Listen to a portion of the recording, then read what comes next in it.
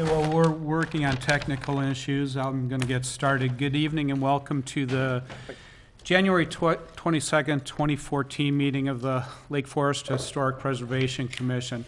The commission is here tonight to work together with all of you, property owners, neighbors, and architects to continue the tradition that was established nearly 40 years ago in this community. That tradition is a review process that allows community members to work together to preserve the qualities and the unique character that make Lake Forest a special community. The City of Lake Forest is committed to conducting open and democratic meetings. To achieve that goal, the meeting procedures have been adopted by the Commission. A copy of the procedures is available in the back of the room on each agenda.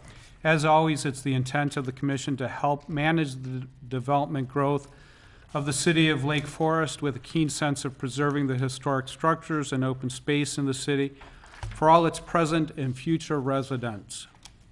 Our goal is to move each petition before us tonight through the review process as quickly as possible while balancing the interests of the petitioners, neighboring property owners, and the larger community. At this time, I'd like the commissioners to introduce themselves. Susan Athenson. John Travers. Bill Ransom. Mary Ellen Swenson. Jim Preschlack. Robert Alfe. And for the city staff this evening. Megan Newman. Okay. The first agenda item we have this evening is for approval of two sets of minutes. One of the minutes for November was received later, so I don't know if we'll proceed on that one, but let's first look at the October 23, 2013 minutes. Did the commissioners all have a chance to review those? Are there any changes that any commissioner would like to make? Any mistakes to correct? Hearing none, do I have a motion to approve the minutes as proposed? So moved. Okay, moved by Commissioner Preschlack, Second. seconded by Commissioner Athenson. All in favor, say aye. Aye. Okay, the minutes are approved without change. Next item was the November 20th, 2013 minutes of that meeting. Again, as I pointed out, they came a little bit late. Did all the commissioners have a chance to review them? Mm-hmm. Does any commissioner want to postpone this? Okay, hearing no request for postponement, is there any changes? I do have one, again, in numbered paragraph 1, the dark section, it just says acting Chairman Ransom. I wasn't acting chairman that day, so if that could be corrected, that's the only change I had. Does anybody else have any changes? Hearing none, do I have a motion to approve the minutes with the change I made? So moved. So moved by Commissioner Preschlack, Second. seconded by Commissioner Athenson. All those in favor say aye. Aye. Aye. Okay, that passes without opposition as well. Okay, next we turn to a returning petition.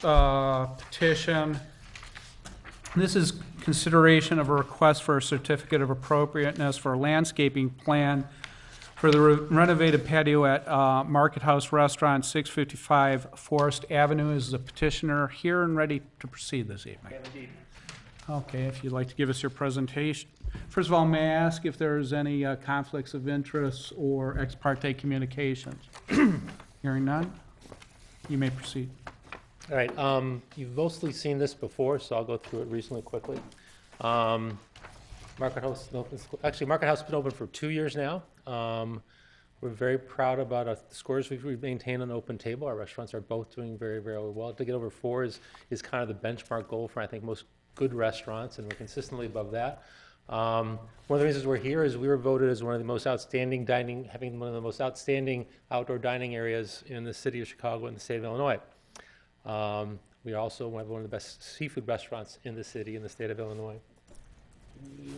Part of our success, and one of the scores that we do well on, is decor. This is the bar of the Old South Gate, and this is what we did to it. We're big believers in creating a warm, comfortable environment.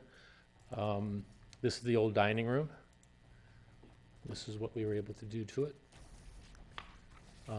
Just kind of create this sense of kind of familiarity and warmth and comfort, and and a level of attractiveness that I don't think was there because it hadn't been updated in a while. This is the old porch. This is the new porch. This is Bank Lane Bistro, and this is MH Fish. And this is the current view from Market Square. Actually, Craig Berkman is the person who helped us kind of create a landscape plan that we think fits with the restaurant and the building, as well as fits in with Market Square. He's worked with Mark Nauer in designing a concept that functions well within the kind of confines of a restaurant and kind of supporting the restaurant economically without, in addition to being aesthetically very attractive. And Mark did the interior designs and for the outside. So I guess my point is basically, I think we have really good taste, and we're trying to do things that tastefully work within the elements of Market Square and Lake Forest and the restaurant. And I think we've accomplished that. I'll ask Craig to take it from here. This will be very brief. There's maybe 4 slides. Thank you. Okay. Well, good evening, everybody. I'm Craig Bergman. Live in town, and it is a really good fish restaurant upstairs at Market House. I think that when the suggestion from the commission to pull a landscape architect in was a good decision. There is contracting, and then there is that associates itself with structures and architecture, and then there's landscape architecture, which represents not only plants, but just how the space is viewed in the context of a neighborhood. And we pride ourselves in doing just that. You know, the right plant in the right place, and the right structure in the right context. From the original image that you see here, which is how the landscape looks in the summertime in 2013, you can see there's 2 major elm trees. I'm sure that you're aware that the easternmost elm tree is a hazard, and the city forester has claimed that it would be best to, before putting it through any more stress of putting a new patio underneath it, to take it down. The Westcotts, the owners of Market House, have approved the idea of replacing the elm tree context in Market Square, plan to get across the street next to the retail corner there, but still on Bank Lane. As you can see in this image, which is a little dark, there's an ornamental scale tree to the left of the large elm tree. Then there's the large elm, and then there is a row of hawthorn trees, which are also an ornamental scale tree, and then an additional existing big old American elm. As we viewed the context of the space, I'm going to see if I can move this. Mark, can you do that for me? You wanna go next? Yeah, roll it, or? Okay. As we look at the context of the space, you can see that there are 2 dark black circles drawn on the patio, and the left-hand black circle is in the context of a planting bed, and that's because that planting bed will exist just as it is at the grade that it is, with the plantings within the context of the bed. So we'll do everything we can to protect the ground cover, the Washington hawthorn underneath the elm, and the elm tree. If you go a little bit further to the right or to the east, you'll see that there's a hawthorn tree before the 90-degree angle. And that is a tree originally that was spec'd to go. And we're proposing to maintain that second hawthorn tree. So the visual context of the patio in relation to the view from Market Square is much more to remain as it was, excluding the big elm tree, because obviously we're going to be missing that. The real screening of the patio area from Market Square and from the other public sidewalk areas is actually not at all provided by the canopy of the elm trees. It's provided by the ornamental scale of the trees. So by keeping that, in essence, 2 out of the 3 existing plants that are there, that will change the context much less than what was proposed originally. Okay, which is always a good thing. Damn. I can use this one, right? Yes, that's a good point. Okay, good. We were asked or Mark was asked to provide an as newly planted view of the patio from Market Square upon installation of the new patio. This is how it would look. You can see that by putting in a sizable tree at the corner, at the planting level of the public sidewalk, you can see that it looks very similar to the previous old existing image, where we're not changing the personality of the space much at all. What we are doing is we're providing a more level surface so Market House can seat more people, and it will be less of a hazard for the people that are trying to move a chair around. And also, we are, and again, this is a dark image, we are providing green screening on the iron fencing that exists on the perimeter of the patio space. There was a suggestion by someone previous to our being hired to potentially put a hedge or something in the space between the public sidewalk and the patio. And the concept of giving it the soil mass that it needs and the space away from furniture where somebody banging into it would need, or a snowplow catching it, it was going to take too much lateral space of the patio, and we'd lose a whole row of seating. So we'd actually lose almost 16 places to sit. So we are often confronted with screening ugly things or providing baffles, green baffles between different hardscape elements.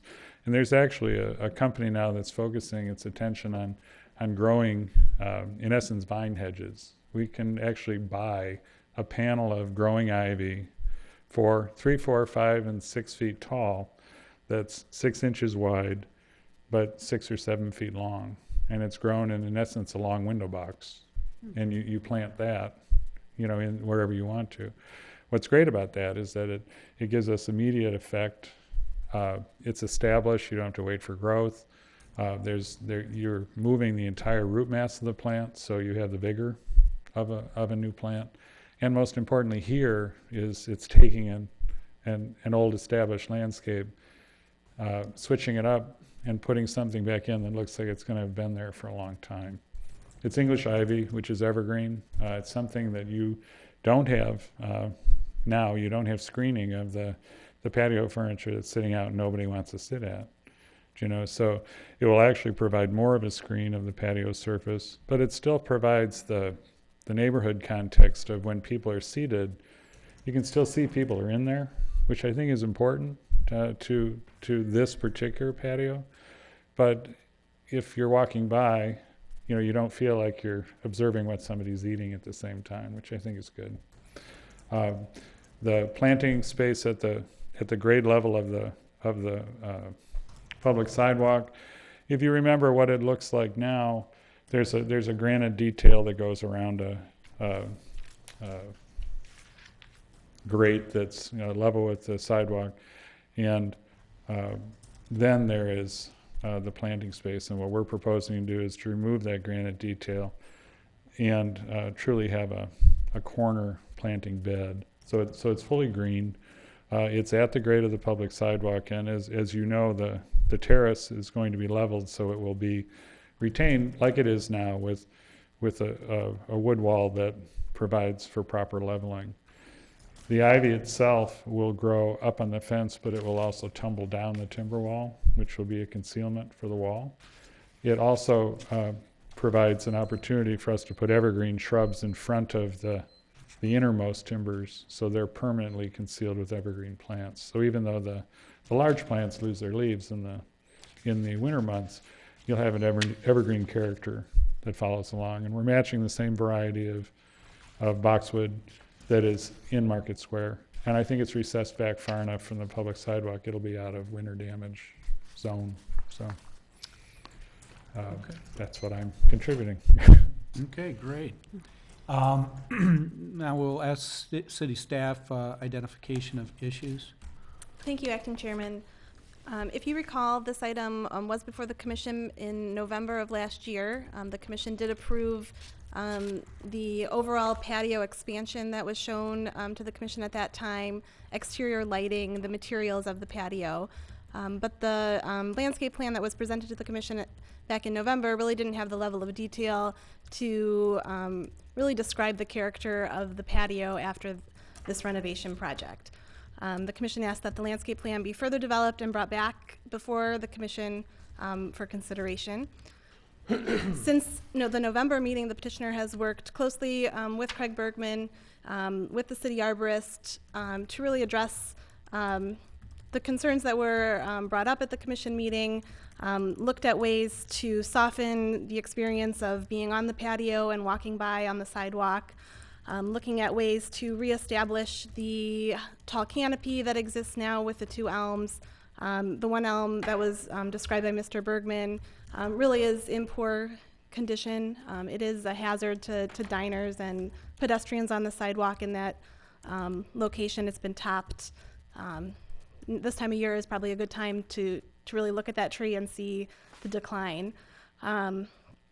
So as was mentioned, the proposal is presented to reestablish that high canopy with a new elm across the street, and then have a center focal ornamental tree at the corner with Market Square.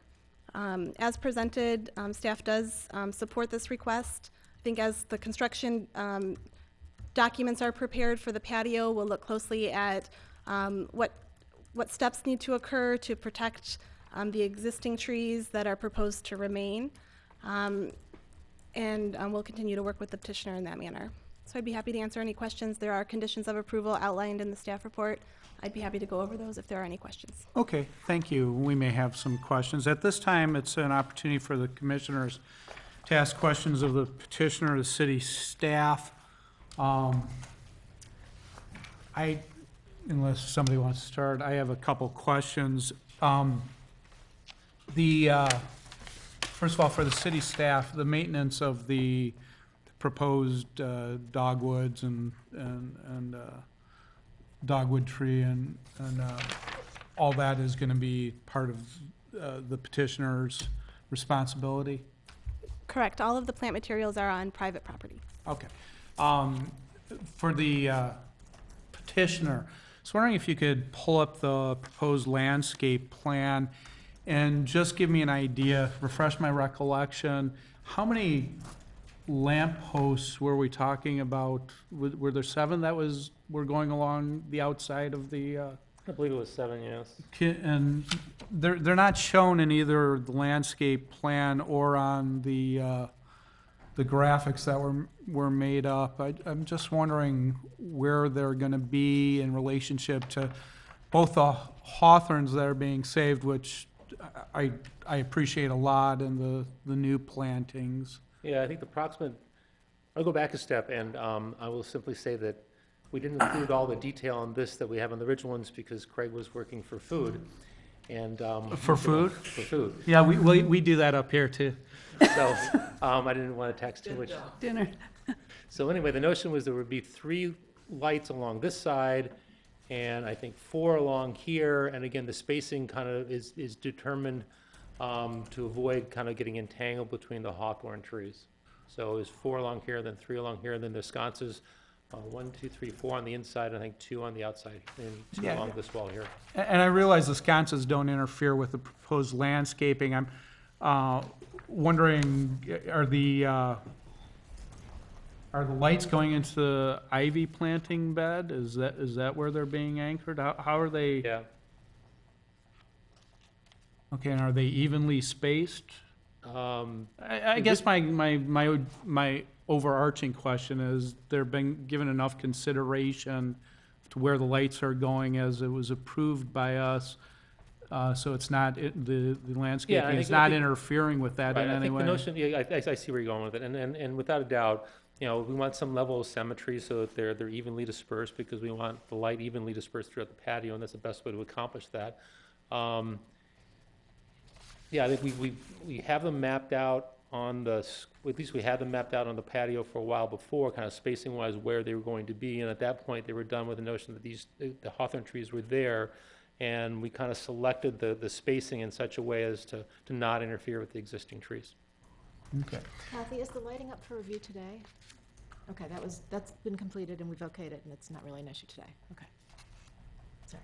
No, that's okay. I wasn't planning on changing the lighting. I'm just wondering how it interacts with the landscaping, if there's going to be any interference between the two. We don't really see it on this plan. The ivy that's going to be going on the fence, is that going to eventually be a solid wall of ivy? Is Yeah, that it'll the grow plan? out and fill up the entire area of the fence. And how large do you expect that dogwood flowering tree to get? I see it's supposed to be 8 feet at planting. How? Yeah, it will basically top out at about the same height as what the hawthorns are now. Okay. So they're very similar in mature height and character, actually. They're just not thorny. So That's all the questions I have at this time. I have a few. Thank you for bringing in landscape architect. I think you can see now why we like Mr. Bergman coming before us. He answered most of my questions, but I have a few. You know, I noticed that in the current existing condition, there's 3 ornamental hawthorns on Southgate and then 1 on Bank Lane. So in this plan, you're proposing to remove 2 of the 4. what there actually is there's 3 that run along the north side of the terrace, and there's 1 Right. that's on Bank Lane. What's on Bank Lane is a dogwood. Oh, It's the not a dogwood. hawthorn. I mean, just, you know, that's whatever. But the one in the the hawthorn in the middle is planned on coming out because that is where we can gain more space. Okay. But so is And the most the important. dogwood, right? On Well, the Bank Lane? dogwood's coming up, and in essence, the dogwood is just moving. Being moved, okay. And so it actually gives better screening of the patio space from the concerned corner, you know, of Market Square. Mm-hmm. So Okay. So Megan, is that part of when you do the inch-for-inch replacement, do you include that hawthorn and dogwood in that, or how do you deal with that? The proposed plantings as a whole will be considered as part of the inch-for-inch replacement. Okay, so it's an even swap, okay. Because it just wasn't on this plan that there was existing trees there that you're removing. I mean, I have the elms, but I don't have the other hawthorn, so I just wanted to confirm that. And then it seems like in your future view of the patio, and really the proposed view of the patio planting, it looks like there's, I don't know, flowers or something in front of the ivy. it's just showing a ground cover planting. It's Okay, just so it's the just ivy's gonna grow something- in the ground and then grow Yeah, up too? Oh, yeah. okay, I just wanted to check with that. Okay, and, let's see what else. I think you answered most of my other questions. Couple more, just 2 more. In terms of the beds, you're okay with them being these angular instead of more of a rounded bed? Well, I think to maximize the amount of planting space at the lower level, you get more green space on the public sidewalk level if you don't curve it. Right, And it provides for a more functional space for furniture placement, and also there's lots of other 90-degree angles within the context of where the stairs are and where the fence turns in the building. okay. So we're So just it's more a trying, space issue then? yeah, well, we're just trying to keep within the framework of what's there. Okay, and one last question. So what are the plans when the other elm dies? Because that's probably at the end of its natural life too. Sure. Well, I would think that, and this says it in the city report, that if that tree does die, there would be a plan to replace with another character tree that fits to the Market Square character. I'm sure you know that they wouldn't be able to plant it exactly where the stump is, because even though they grind a stump down, it takes years for one to decay all the way. So more than likely, the plant would have to be pulled in more closer to the building for its placement, because you wouldn't be able to plant right where the existing Right, trunk right. is. But I would advocate putting in an additional elm, because the elms are a heritage element of Market Square, and they're disease-resistant elms, and they grow in the right form. They make an umbrella, and that's what's so beautiful about them. Do you think this construction of the patio is going to distress that elm further? I think that as long as the construction traffic on it is reduced. We all know that, a big tree has a big root system. So I think that the key is that there already is a patio there. So there's not the removal of all of the soil and removal of the base material and everything else. It's in essence, adjusting the existing base material without the massive compaction that you would have if you continually brought in new material. We do this kind of thing for patio relays all the time. So this is very much a residential problem. I mean, it's not really a commercial scale project in relation to the tree roots. I mean, this is just something, and that's why Lake Forest has a forester. They're going to make sure that whatever can be done will be done. And the new patio, the paving block system that's proposed is permeable, and the base material that they've already specified is non-limestone, and it's going to give the tree more air circulation than what it has now. Okay. All right, thank you. Yep. I have questions. Go ahead, John. And so I had related questions on several exhibits. The exhibits I was looking at are proposed look from Market Square, and then a proposed view of patio at time of planting. Right, I think the only real difference, And then, before we get to that, let me just ask the question. And then future view of patio. My first question was who prepared this projected imagery? My office. Your office? My prepared it? office. Okay. And so this is computer-generated imagery, in effect? Well, yeah, I mean, it's a real photograph of Market House. Okay. It was in their archive of photographs. So the actual elm tree and the hawthorn trees that are in existing condition, those are the real trees being shown. Right. The computer-generated image is stealing a photograph of a nursery picture of a flowering dogwood tree and superimposing on it instead of drawing it. Gotcha. And so when I'm looking at proposed look from Market Square in the first case, the imagery does not appear to show the previously proposed perimeter pole lamps, although the previously existing perimeter pole lamp appears to have been removed from the picture. Is it the case that the imagery is not showing the previously proposed perimeter pole lamps? We did not spend the time to put the pole lamps on because we were asked to represent the landscape plan. Okay, So so we we- just did the plant part. So we don't have the opportunity to see how the pole lamps will integrate with the rest of the project. We the don't have an landscape. image to show you that tonight. Okay. And so then when we move to proposed view of patio at time of planting, that also was prepared by your office? And that also does not show the, in the context of the landscape plan, the previously proposed perimeter pole lamps. Correct. Okay. That hasn't been added into the picture, but the currently existing pole lamp has been removed from the picture. And then we see the future view of patio.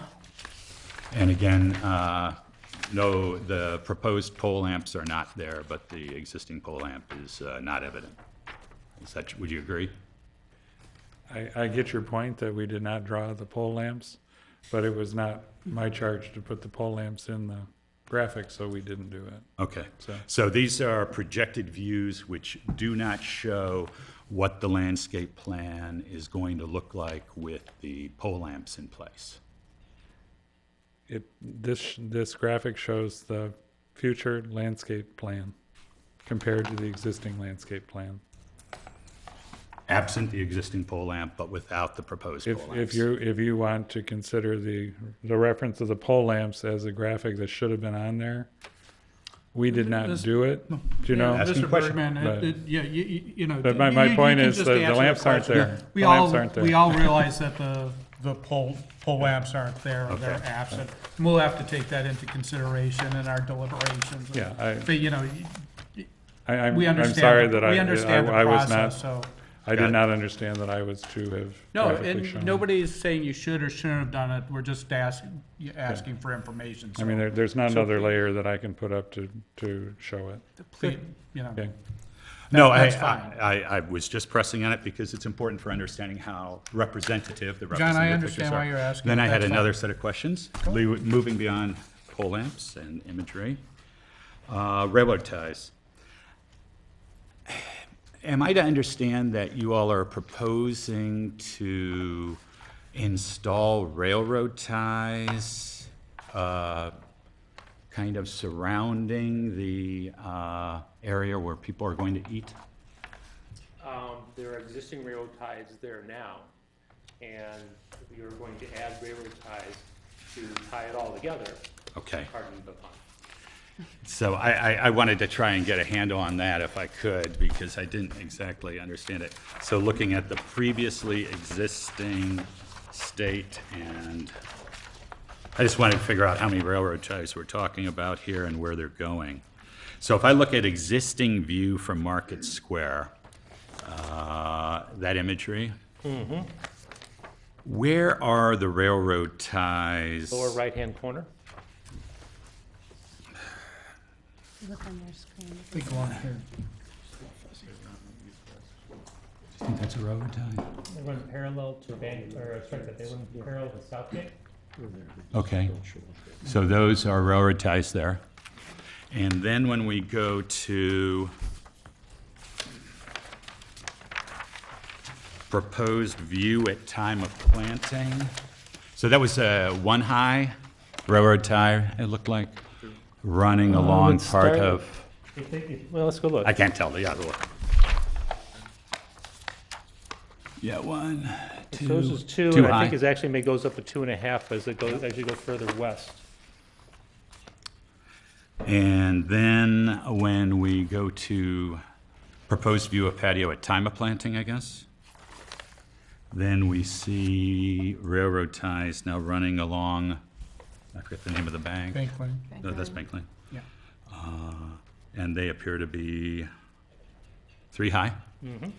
Okay.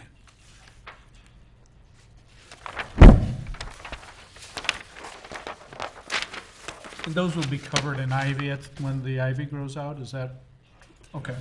The intention is just, you know, particularly when you don't want the ivy to be any taller than the fence, as soon as you cut something that wants to vine, it grows laterally. Okay. So it will be a challenge to, ultimately, when it fully roots in, to keep the ivy off the sidewalk. You know What what I mean? time period do you think that would You'll occur? you'll have it hanging over, you'll have it on the tie at installation, Mhm. and it'll be hanging over the tie at the end of the first summer. I mean, ultimately, in 5 years' time, I think the entire timber wall will be covered with ivy, as will the fence. Because it'll be happy here. A couple more questions about that. Sorry. So most railroad ties that I've worked with are impregnated with creosote. Will that be the case with these railroad ties? I have no idea what creosote is. Okay.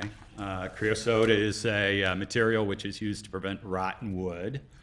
And the reason I'm asking about it is because, of course, it is, well, it's a chemical which is usually not associated with, you know, residential utilization because it's considered to be a probable carcinogen by the US EPA. It's a volatile material and is highly flammable.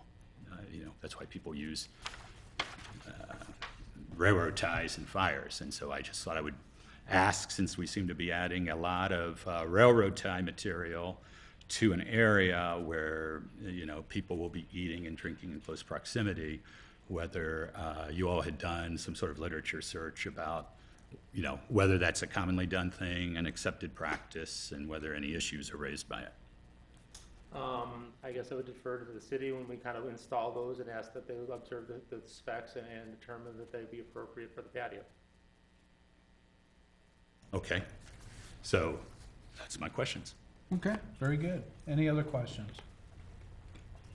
All right, hearing none, I'd ask if there's any member of the public who'd like to give us their comments on the petition.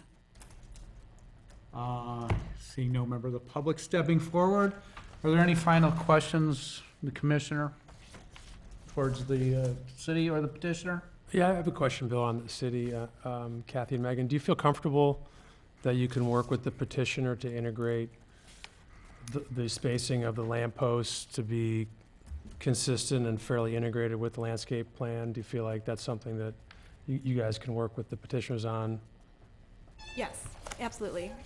I think that would be an appropriate condition for the commission to discuss. Okay, thanks. Okay. Do you want comments? Yeah, if there's no other questions, we'd like to Your have comments. discussion and comments right now. I want to thank you for bringing in Mr. Bergman, because I think what you see, and thank you for your patience through this. I know it's been 3 times for you, but I think what you have is a better product. And Mr. Bergman, you know, is always really great about finding all those design issues that help you and, you know, meet our concerns also. So I think it's turning out to be a nice project. And, you know, with the raised patio, I think what's really, to me, what seems a benefit of that is that it kind of separates the pedestrians from the diners. Furthermore, because we talked about that in Bank Lane, how you're just sitting right next to the sidewalk. And that was Yeah. kind of the notion by raising that whole area there, so it's kind of above the sidewalk. Right, then and with the ivy. addition of the filtering and stuff, it'll make it even feel that much more separate. Right, and I think, you know, what I always learned about ivy is that ivy, first year it sleeps, the second year it creeps, and the third year it leaps. So I think, you know, that's my homegrown landscaping tip for today. But I think, and you know, the one thing I worried about was the screening of that large 2-story building, the new addition. But, you know, I think it's becoming more of Southgate, of Market Square at this point. You know, it's becoming more part of it with a sensitive screening. So thank you very much. I think it turned out to be a nice project. Thank you. Okay, any other comments by any commissioner? Yeah, and I would echo Susan's comments. I know the petitioner's put a lot of time and effort into it, and I do think it really maintains the character and charm of the square. And I think it does a nice job of just maintaining intimacy and a distinct experience that will be helpful to continued success of the business, which, you know, is always something that we maybe have in the back of their minds, but isn't front and center in what we do. So I think it's great. And Craig's he's added a lot to a lot of petitions that we've seen over the last year. I can think of the Church of the Holy Spirit and a couple others. So I think the message is, you know, if you focus on the attention to details, it can really go a long way, and you get a big bang for just a couple meals. So that's great. So I'm in support of it, and I think on the material issues and other things that are potential outstanding questions, I feel comfortable with the city, just working with the petitioner to get that done, and that's kind of what they do, and so I'm comfortable. Well, I think you've eliminated that penned-in feel. At the last meeting, I'd asked you if you wouldn't, you know, maybe just get rid of the fence, but I think Craig's done a brilliant job of making the fence sort of not so structural, and I think that's really great. Anybody else? Okay, well, yeah, I think, you know, this whole project has shown, you know, that this process works. I think Mr. Bergman's been before us on any number of occasions, and he always seems to add to the petitions that we see. I think he's done a good job here. Appreciate all the hard work you've put in to make this a destination in downtown Lake Forest. I for one am really pleased to see that you know, it's leaping back to life and just become a central part of Market Square. So I'm in support of the petition, and if there's no other comments, I would ask for a motion at this time.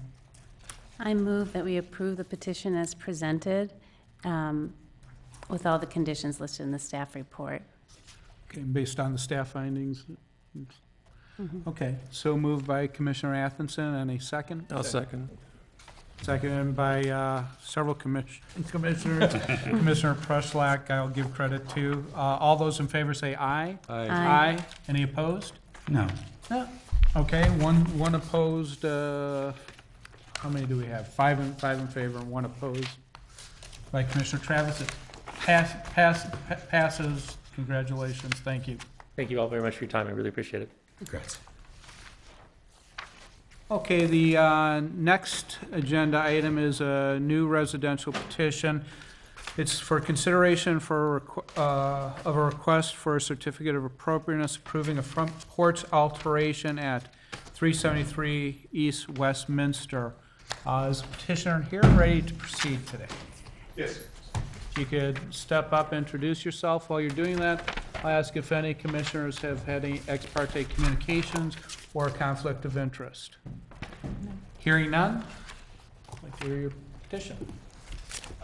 My name's Doug Donovan. I've been a resident of Lake Forest for 17 years and in the current residence for a little over 10 years. I'm here with my wife, Mary, tonight in the audience. We are submitting for review and approval a request to... Let me just try to zoom this. Good enough. Request to refresh the facade of our residence. Our goal is to try to improve the curb appeal, but also the livability of the residence, because it's going to help facilitate how the home flows on the interior space. Fundamentally, we are proposing like-for-like materials, just all of a higher quality of like-for-like, but no radical changes in the materials per se. I think the biggest element of the change is recentering the front door on the face of the home. So this shows where we're located. We to the west, to the left on this drawing, you can see the commercial spaces that run along McKinley. Our immediate adjacent neighbor is the green space in front of the Lake Forest Historic Society, and the building setback is the actual historic building itself. Across the street, the large lot, is the Church of the Holy Spirit and its rectory, and then everything to the right and rear are residential properties.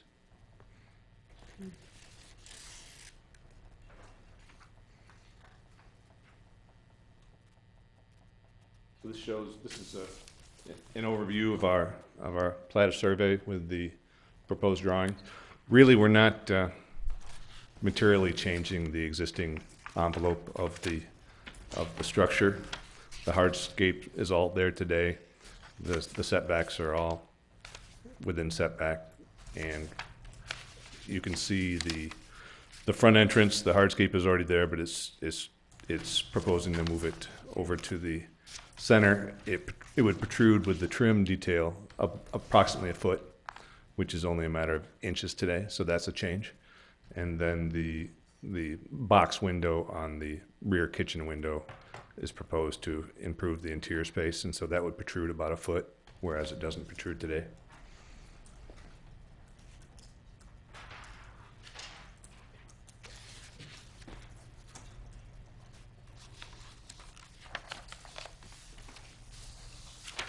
Can't quite see it all here, but this is, well, maybe I can try to get it so you can see a little bit of the current facade versus the proposed. So the proposed works to make the chimney a little bit more prominent, a little bit more classic in appearance, and then the front door makes that more prominent and classic in its appearance. It's centered on the center windows and on the structure itself. Shutters are existing. We just want to upgrade and replace. It also proposes to add shutters that aren't currently existing on the sides of the home, because you can see those if you're working at it from the street. And then a proposal to upgrade the garage door with a new door that has windows with lights that complement the home itself, and coach lights on either side of the door.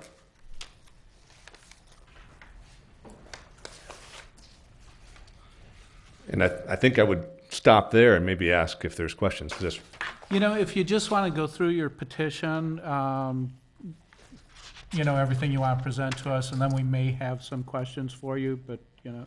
so I think I have. Do you want me to go through in more No, detail? no, if you're comfortable, you know, there's several elements that we have listed, you know, and, but if you're comfortable, we may have some specific questions. Yeah, I think because I regarding- might just, really, I might put in more space than you need to have filled. I think it's Okay. fairly straightforward, so it might be easier just to All right, answer your Mr. questions. Donovan, we'll get back to you. City staff, if you could identify issues? Thank you, Acting Chairman Ransom.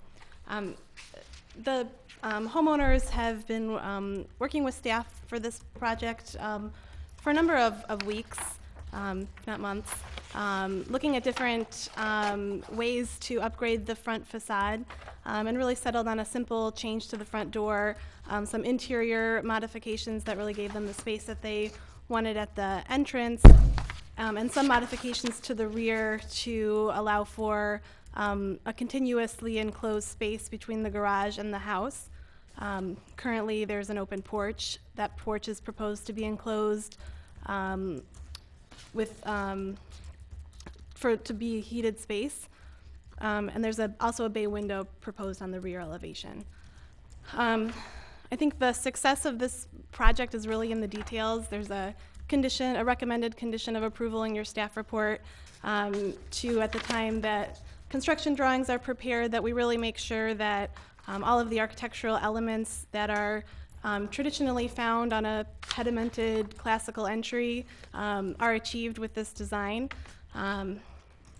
I think we will continue to work with the petitioner to achieve those design elements.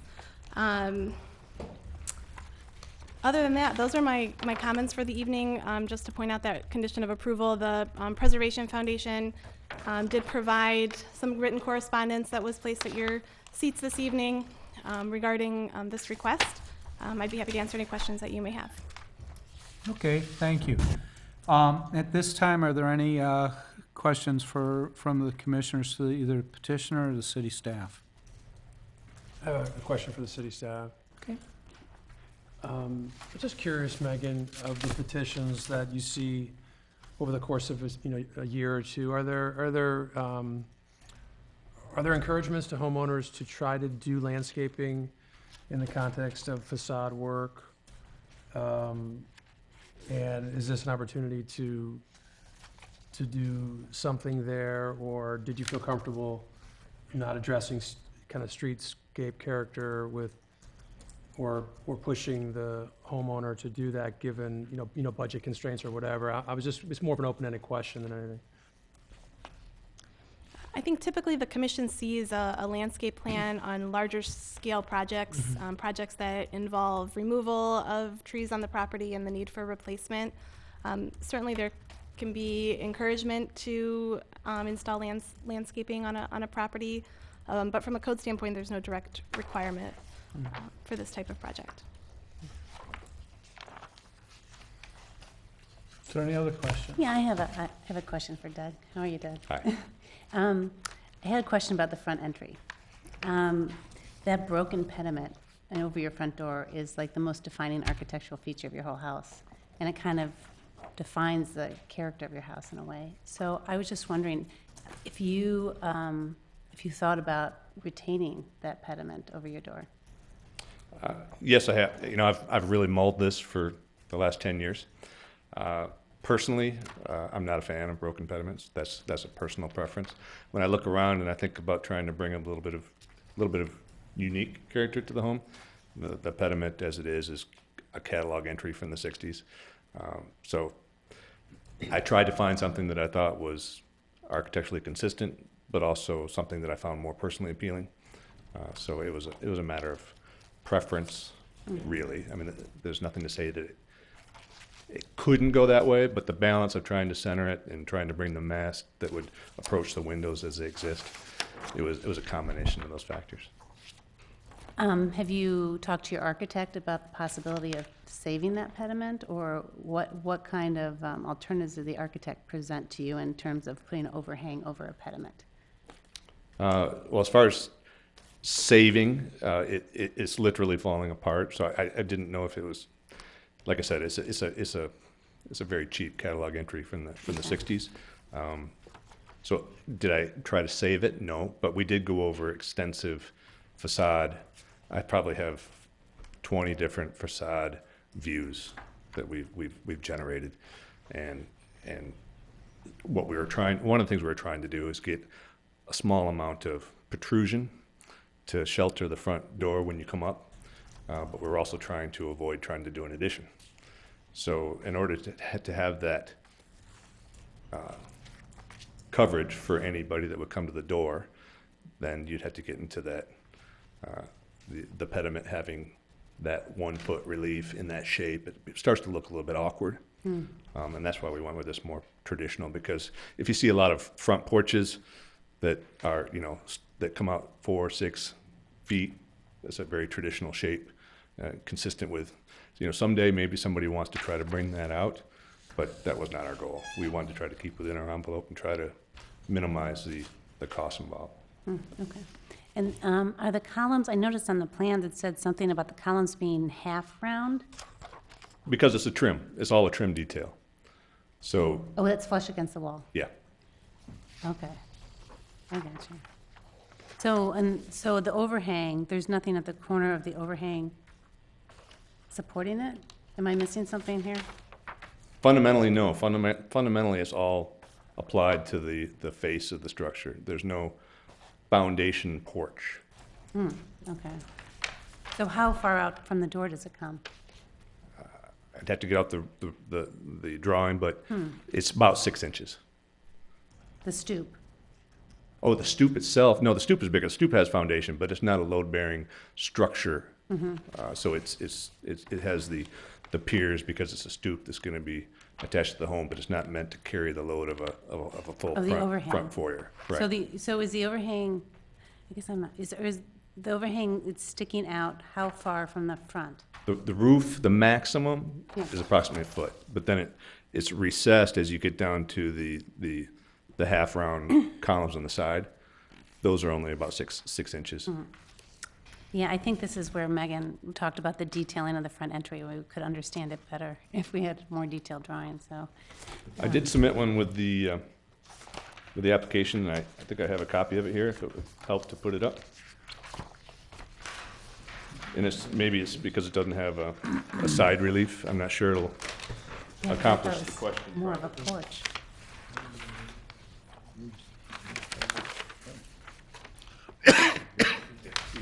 You'd have to get into reading the detail of the notations.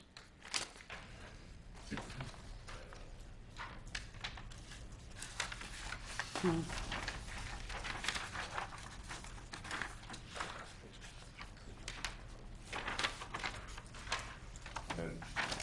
this gives you probably an easier sense of trying to visualize.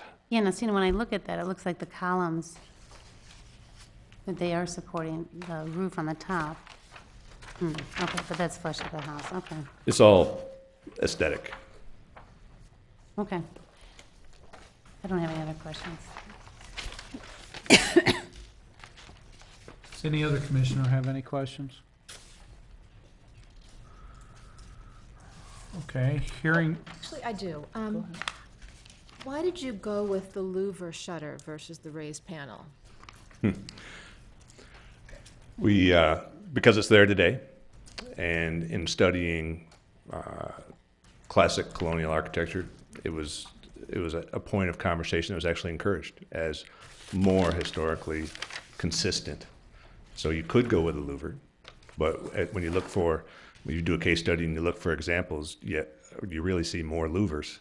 So I think because that's what it has today, and that's what I found to be more consistent with the research, that's why we went with them. Okay. Okay. Thank you. any other questions at this time? Okay, is there any member of the public who wishes to testify about this petition? Hearing none, do we have final questions of the commissioners of either petitioner or staff? Megan, both the, your report and I think your comments said that the detailing of the closed pediment and columns is not sufficient to understand, and I think I agree with that despite what we saw right there. So there's a proposal that we make it a condition that more detailing be given before construction starts. The Preservation Foundation brings up a good point. Do you imagine we leave that to the staff level? Do you imagine that we appoint a subcommittee to approve that? And the commissioners chime in as to how they think that should be handled if they have an opinion on it. It is up to the commission how you choose to go. I think staff is comfortable working with the petitioner to achieve those details, making sure the columns are placed appropriately, making sure that there's the appropriate elements to establish a traditional pediment. I think we can work with the petitioner on that. I'm generally comfortable with that, but I can understand if other commissioners would feel differently. Well, I think, are you trying to, I see these examples you have in the back here, and you say 40 North Sheridan, that pediment, you're kind of, in the back of your packet, you're attempting to recreate. And there's some details on that front entryway and that pediment that you should really pay attention to. I think, and maybe Megan can help you with this, is because it seems the roof pitch is a little bit lower. There's a lot of wood trim on that pediment and that doorway. There's even brick trim above it.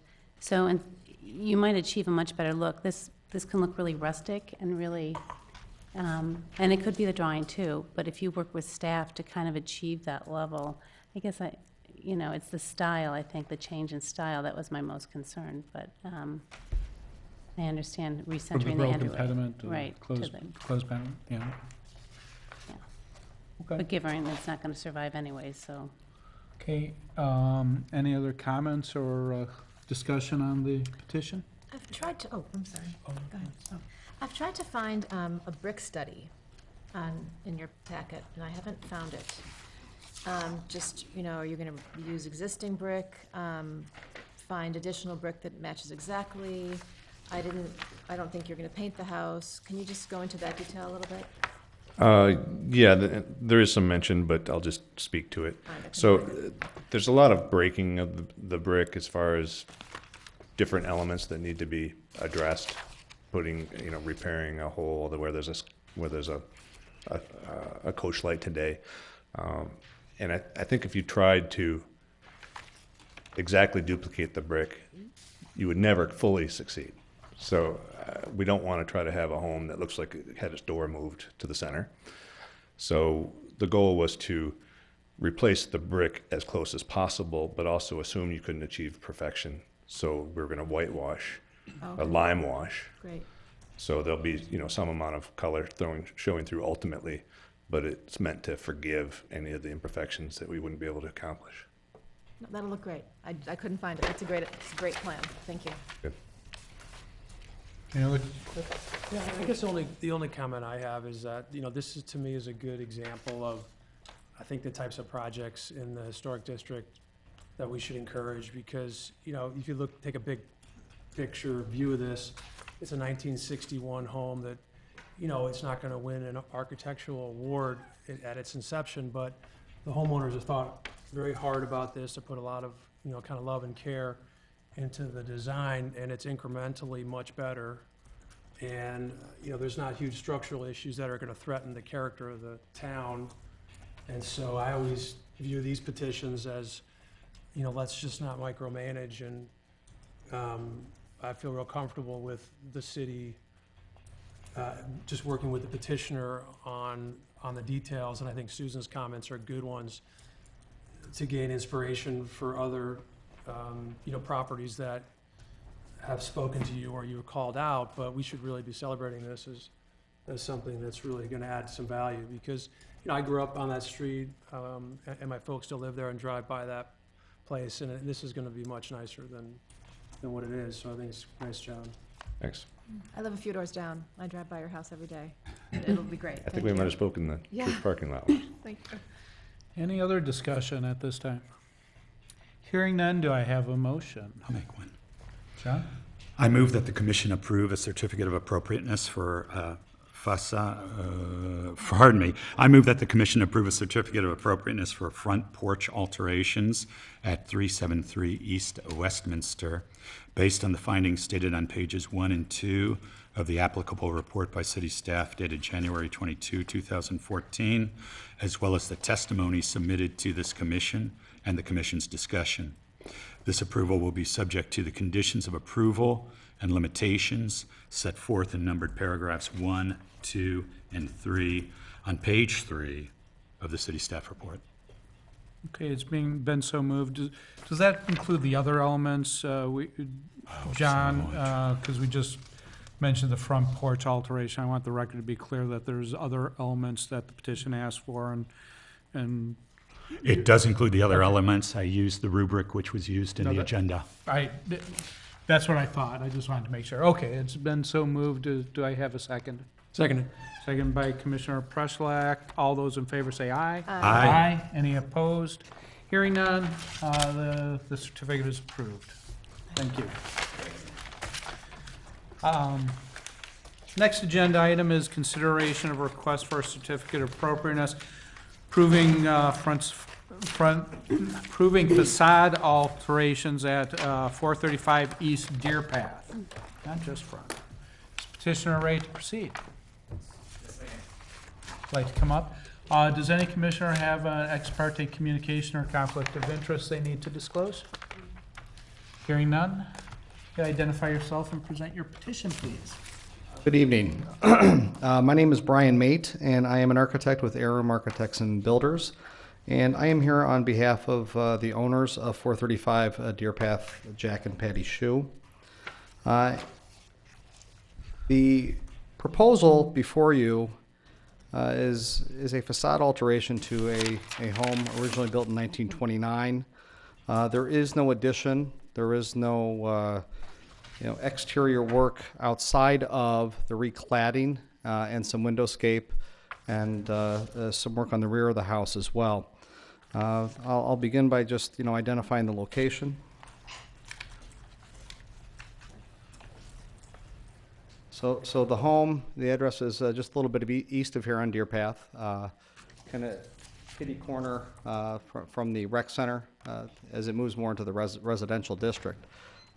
The scope of work, particularly with regards to the proposal before you, which just to make it clear too, we were in the process of getting a permit, submittal for this when it was brought to our attention that we needed to take a step back, revisit, based on some recommendations, and basically the windowscape was item 1, the material was item 2, and the overall impact and detailing. So that's really what this proposal is. So moving forward, excuse me. I'm going to start with the plat, but I'll begin with some photographs of the existing home.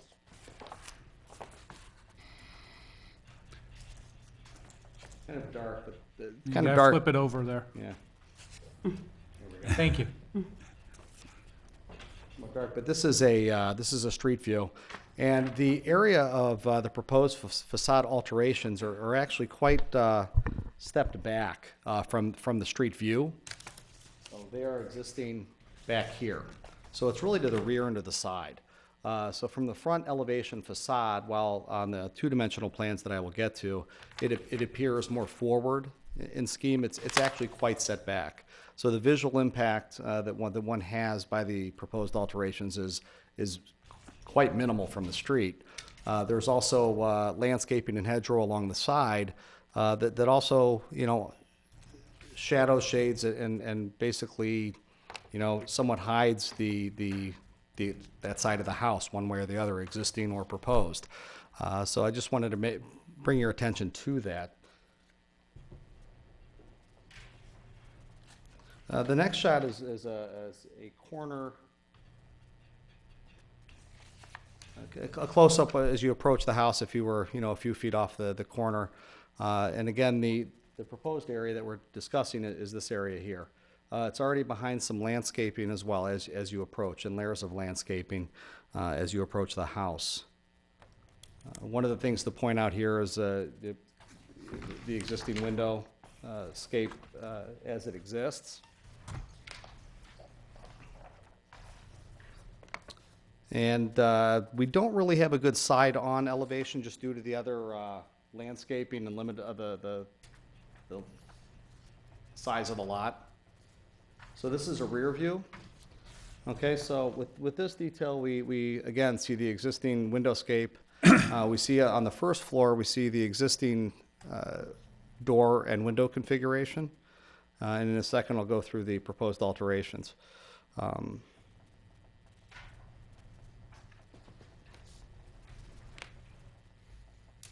knew I had the plat here somewhere.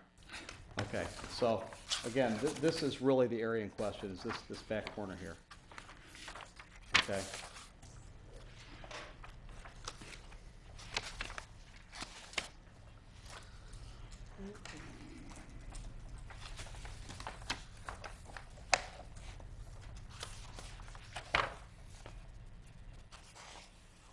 And what we're looking at here on the top is the existing.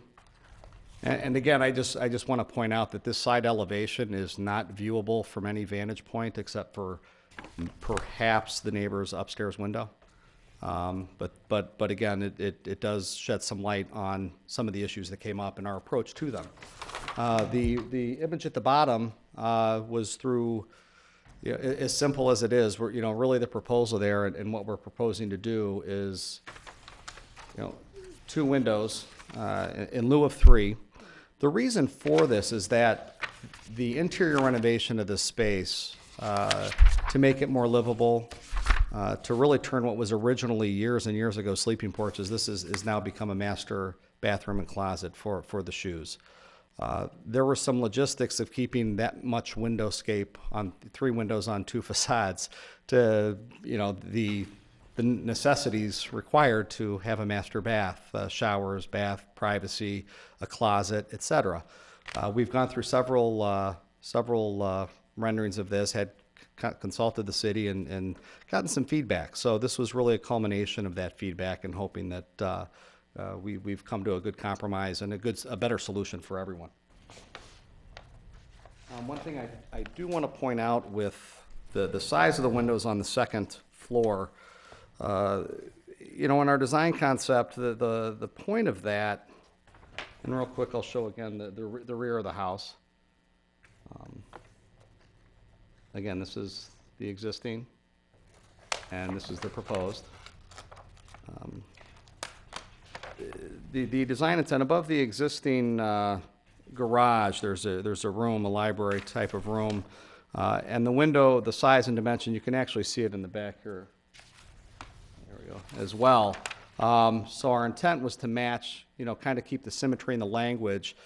Second floor wood, if we're going to do a window, it should be the same size, dimension, trim detail as what's over the garage. The existing, actually, in my estimation, with the 3 windows that you see up the top, is actually a little bit more clunky than what we're proposing. And keeping in nature with the symmetry of the house and the language, that was the solution. It also did it did benefit the layout in the proposed master suite.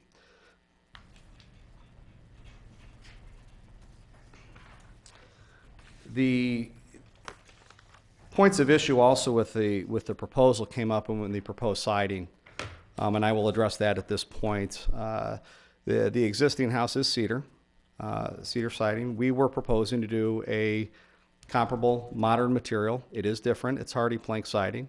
I have read through where things stand at this point, and I just wanted to, if that's up for discussion at some point, wanted to address that. Our intent on that with hardy plank is we've used that material. We've also used natural cedar. We're not opposed to using it. But our intent was longevity, was some of the issues with some of the durability, the color fastness of it.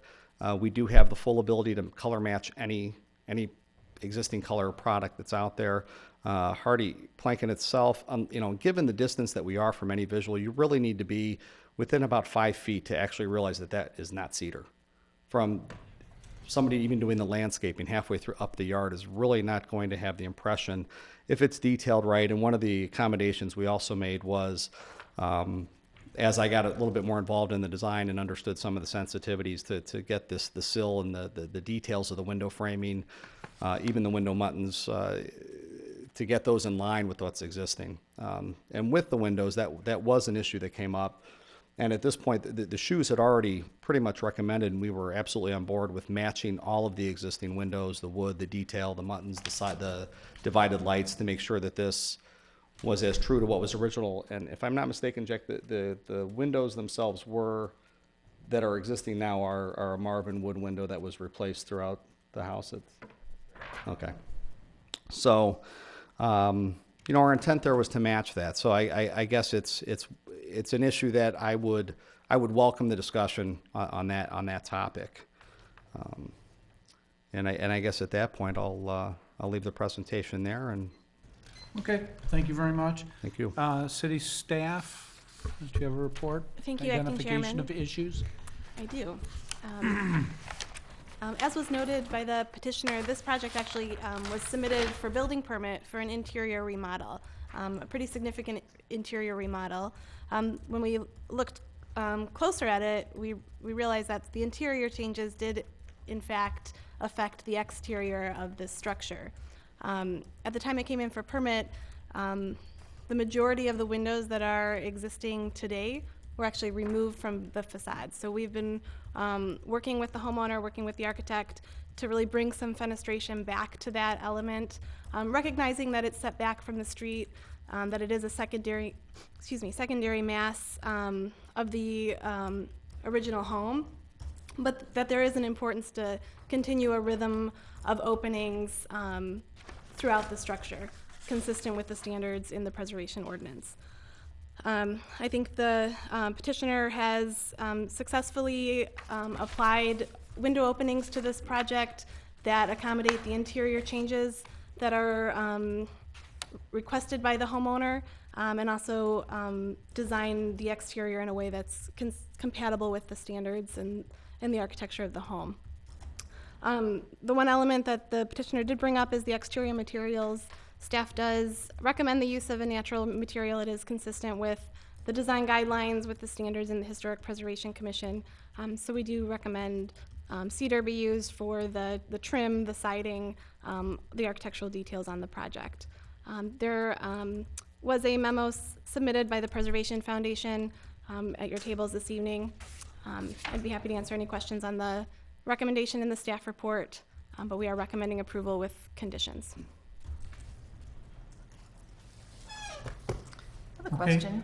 Oh, does it have questions? Yeah, you're taking away my thunder. Are there any questions by the commission? Okay, yes. Okay, I have more of a question about the kitchen area and what that's done to the rear facade. Sure. Is there no way of exiting the kitchen to the rear yard from the kitchen? The redesign of that, You've lost the door. sorry, 1 second here. Let me get that plan, the elevation. Yes, that door has been, and I apologize, my packet tonight that I brought with me was supposed to have a floor plan with me. I do not.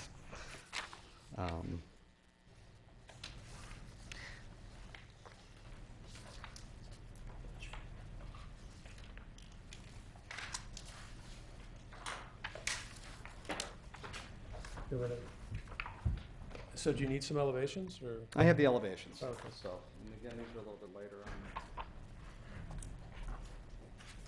So, Thank you. I appreciate that, Megan, thanks. The quick answer is going to be no. The redesign of the kitchen and flowing into the family room, and let me pull up the plans before I... so to be able to grill or go outside, with food or whatever, you've got to go through the family room.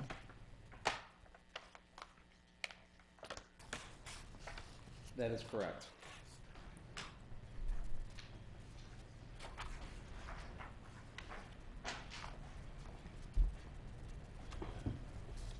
Yeah, I understand what's happening from the interior and why, but from the exterior, it seems to have lost something. That nice triple window, and the door, it's just nice for a house to be able to have a rear entrance from a kitchen to where the that triple one- exterior. Maybe, okay, so in the kitchen, then, well,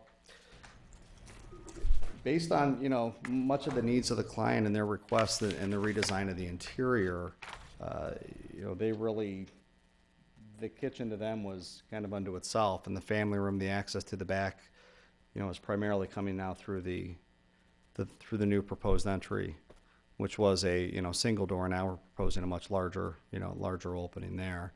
When I say larger opening, the existing did have a windowscape that was about the same dimension. It's just that it was all fixed window and one man door. So we have, really made that the rear access. I mean, it's not really an answer to it's just an explanation of what No, is it's just, there, for the longevity of the house and for resale and so forth, it's just, it just makes for an awkward living space, not to be able to leave the kitchen and go out to the yard. I think some of the. Entertaining with food, with just, it's just, I just found it interesting. Okay. Will it be landscaped under the window where the sink is, the triple window that's kind of Yes, and it tall? is landscaped now. There's also, right before where that sink is, there is a stair, and there is a concrete wall, excuse me, okay, that is going down to the basement. Okay, that's existing. So that will remain, there is a hedgerow in front of that now there will also be landscaping in front of the entire rear facade, where the bay window is and where the existing stair are. Okay. So I mean, that part of it really doesn't change. That's something that's there now that, Right. beyond, so. Can you just comment a bit on the material usage and the debate or the discussion that you've had with the city staff in terms of cedar and? Sure. I mean, Other- it's really, it's one of those, talking of longevity, et cetera. It's a material that we have found, we've used both, and we still continue to this day to use both. And again, it's what's proposed, so I'm open to, discussion on it. The hardy plank siding and trim and detail materials, again, are something, it's a cementitious product. It's not subject to rot, decay. It's not subject to insect infestation. There are some benefits to the new technology. Is it cedar wood? No, it's not. Is it made to replicate it? Yes, I do have a couple samples with me. If not, I can get them. They're here. If you care to see them. If not, it's not an issue. But the it's a cedar replicate. They're cast. Basically, the way that these are made is that they are. I'll show them here, and then we can. Is that the cast are actually made from cedar siding. So the actual cast of what this is random cedar siding. And they, just so you know, they overlap like, just like normal cedar does. The benefits to them, again, I mentioned some of those. The colors there, please disregard that. These can match we can get any color chip, any photograph, any standardized paint chip color number, and then they can match it in the factory, and it comes out pre-finished with matching lot numbers of paint for any trim, any of the sill, any of those edge details, to make sure that everything is consistent.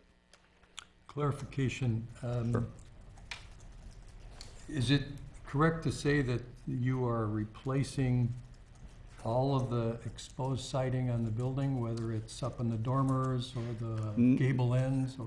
No, my understanding, Jack, correct me if I'm wrong, I want to make sure that I have the scope right in your understanding, is that we are replacing that siding at only the area that we are doing work.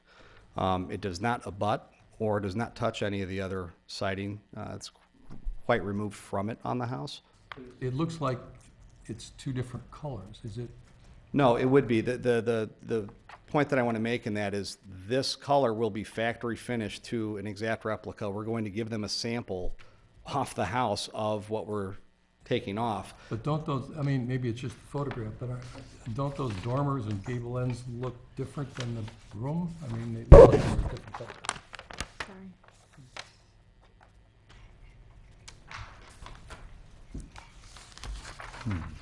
Perhaps I'm missing, on the existing photographs? Yes, the front. Oh, the difference in some of those is some of the existing dormers are a cedar shake. Well, I can see that, but Yeah. they actually look gray, and this one in the room looks brown. If it's the one that's on the roof, there are some of that are from the cedar shake to match the cedar shake, that are partly of the cedar shake's shingle. But are they gray? They Um, look gray. I believe not. I believe that, again, that is a difficult photograph. My understanding, no, they are brown.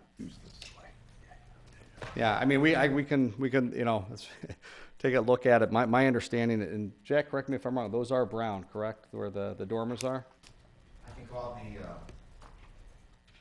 anything that's cedar on the house currently is. Sir, if you're gonna, could you come up and Yeah, I'm sorry. use the microphone? It's just that we record this and Okay, and sorry about it that. doesn't get recorded unless we have somebody in front of a microphone, so I appreciate it. And could you identify yourself? Yes, my name is Jack Shu. Good evening. Homeowner? I am. Okay. Anything that's cedar on the house currently is the same, should be the same color. We just bought the house. So these two areas here are the same color. It's a different, it definitely has a different grain and texture, and I think the reflectivity and the absorption is, you know, is reflected in that, but it is the same color. Once the hardy plank is up, it's been stained at the factory. The color that's the permanent color. You can just paint over it. It's Yes. okay. Yeah, there's no change to that. In that way, it behaves very similar to natural siding, except it's a little bit more resilient for repainting, for you know, over the years, or restaining.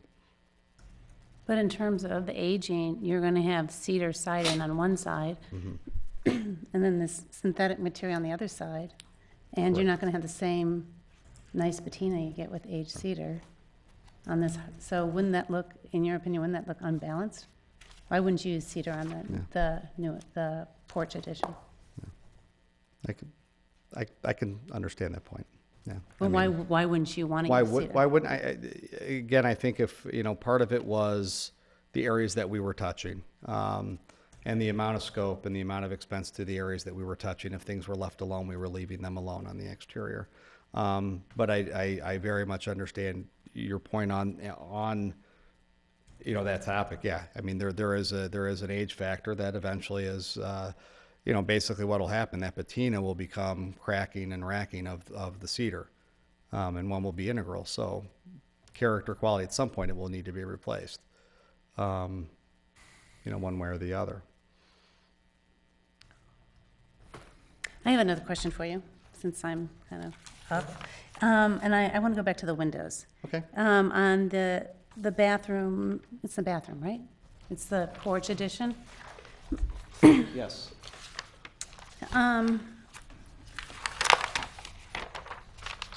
The proposed new windows, so I'm looking at, let's see, what should I look at here? I'll look at the north elevation, I'll look at the front elevation, because the issue's the same on the east elevation.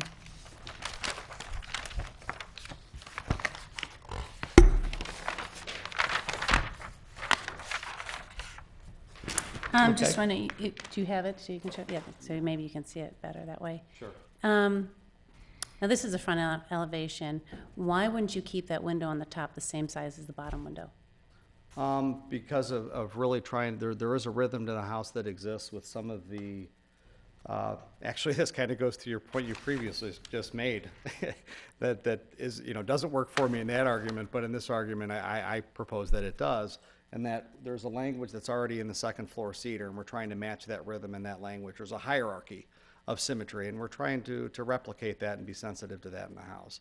Part of it was from the necessity of the pure dimensions that we were hoping to get on the interior. I mean, that goes without saying. I mean, that was part of it. But in doing that, and where we were at before, where there was very little fenestration, it was not symmetrical. Our intent this time was, okay, let's take a step back and look at the elevation, and let's work with the elevation, not against it or try to just ignore it. So we looked at the spacing, the dimensionality of these two, carried it over to this, and then to the side and the rear elevation as well. Okay, so why, because at that point, that looks a little awkward to me, where you have a smaller window right in line with a larger window on the bottom, and maybe it's more pronounced on the east side. Because, that used to be a porch. Are those original windows to the porch? Do you know?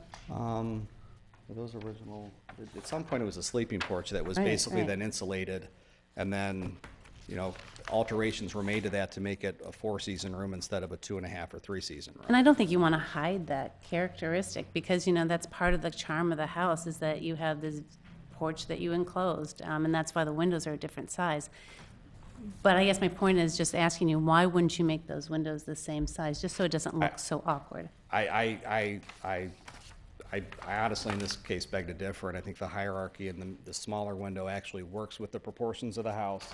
As the smaller windows step up, as the smaller windows are here in the scale of the house, there is the cedar here has a small window on the other side. As you go up, it actually somewhat works. This is also a trick that's been done in ancient architecture, and you basically do that. It also helps draw the elevation up a little bit, So why wouldn't you change the bottom window then? because then it doesn't have that same effect necessarily. So can you show the east elevation? Sure. So maybe that illustrates my point a little bit more.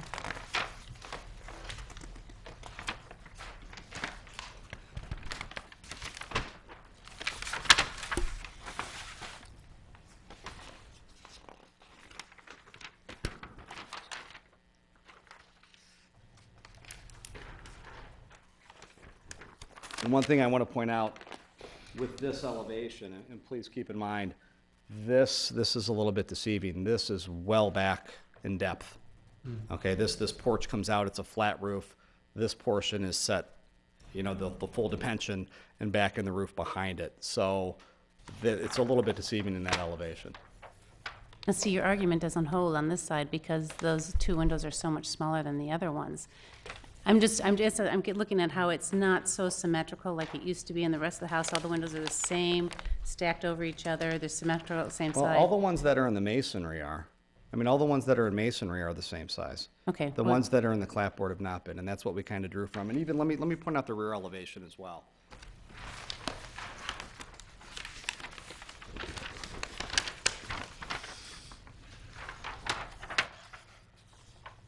Actually, maybe I will check. And the difference with this one is that the existing, those are already smaller behind.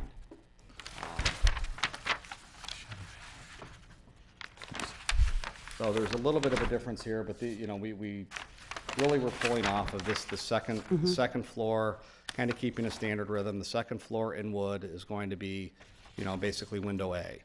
The other ones on the first floor, if they're concrete, or I'm sorry, in masonry, or even the wood would be the same dimension as they were. So, it was something to try to keep the rhythm as much as possible, but also to try to tie into what some of the existing language of the house is. And see, in that back, the smaller windows seem to work because you have the narrow doors on that side, on the bottom. But I'm just looking at proportions of that whole section, that the windows, I'm just thinking, just look awkward like that. But, the other point I wanted to make, too, about the windows is just asking you, why would you replace that triple window set, the original, if there was, there doesn't seem, it's just windows. There's nothing underneath there, right? You're replacing the door. Where? Where you're In the replacing kitchen? the door? It's an eat-in kitchen area. Right, So it's a sitting area. There's going to be a table and chair there. Let me show you a plan.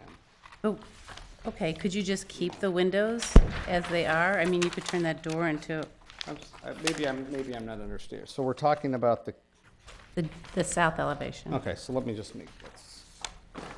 So are we looking at this area or this area? Well, look at what's existing on the top. Okay? So that triple window set there that Mary Ellen had spoken to you before, the triple windows to the left of the door? Over here. Yeah. Now, is that what you're replacing? We're replacing that with 3 smaller windows? the 3 smaller windows. There's a kitchen sink in front of those windows. Oh, that's why you're showing it. Yes. I'm sorry that I wasn't clear Okay. earlier. I misunderstood. Okay, I understand now. All right, Okay. Thank you. I'm sorry. Okay, that's it for now, sorry. Kind of went off on a tangent there. Are there any other questions by any I just commissioner? have a minor one.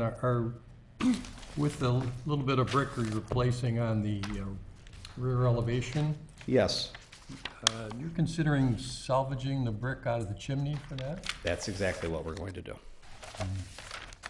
And let me just also point out with that, there is, and I did read a comment about the detailing in the mock-up.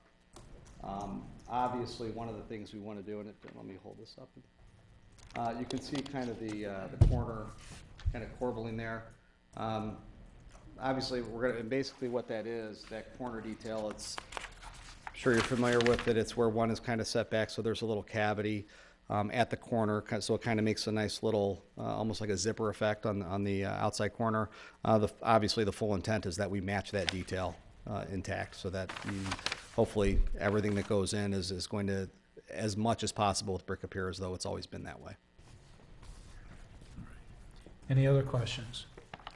Hearing none, I'd ask if there's any member of the public who'd like to testify regarding this petition. Seeing nobody step forward, I'd ask if there's any final questions for the petitioner or staff.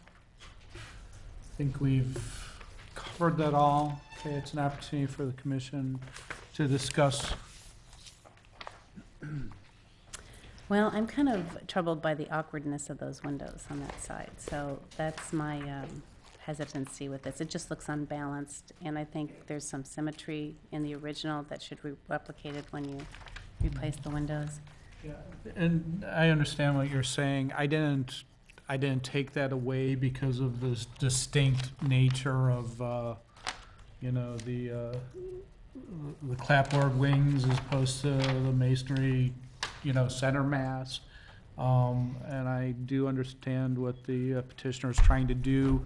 Seems like the openings on the one side that's over the garage and stuff are smaller than those on the other side. And I think I understand now that they're trying to match those up and get some type of consistency. So that doesn't bother me as much as it may you. I don't know what the other commissioners think about that. But. Yeah, I'm with you on that, Bill. I mean, I think there's certain artistic license to the design and the homeowner, and, you know, it's apparent that some of the internal design has driven the external, but I do think they've done a nice job of, you know, trying to make it consistent and speak a certain language. And, you know, it's not an erector set, you know, where everything needs to be precise and aligned. So I don't have an issue with it. I think it's, in general, it's in character and in keeping of the neighborhood. I think the hardy board construction, and Rob, you may be able to help with that because you've used it a lot. I think the point about wear and consistency is something that we should think about as a board, and I think it's in our ordinance, you know, in terms of consistency of materials. So I don't know that we have a lot of leeway there. I would say on the rest, I feel like, I give latitude to the homeowner and the designer, but on the material, I would push for cedar. Yeah, I think there's a big bias towards using natural materials, and from what I heard from the petitioners, they're open to using the cedar planking for the planking and the trim elements, you know, and I would certainly make it a condition of approval that those natural cedar materials be used in those elements, but, you know. Well, it's a 1929's house, so you should honor its character and the materials that were used originally, and thinking that, you know, the aging of the different types of materials on the house it's not gonna look good in the future. Yeah, Well, that's a very good point. And that, along those lines, you're demoing the interior molding. It says refinish existing hardwood floor, new base and shoe, new casing, and new crown.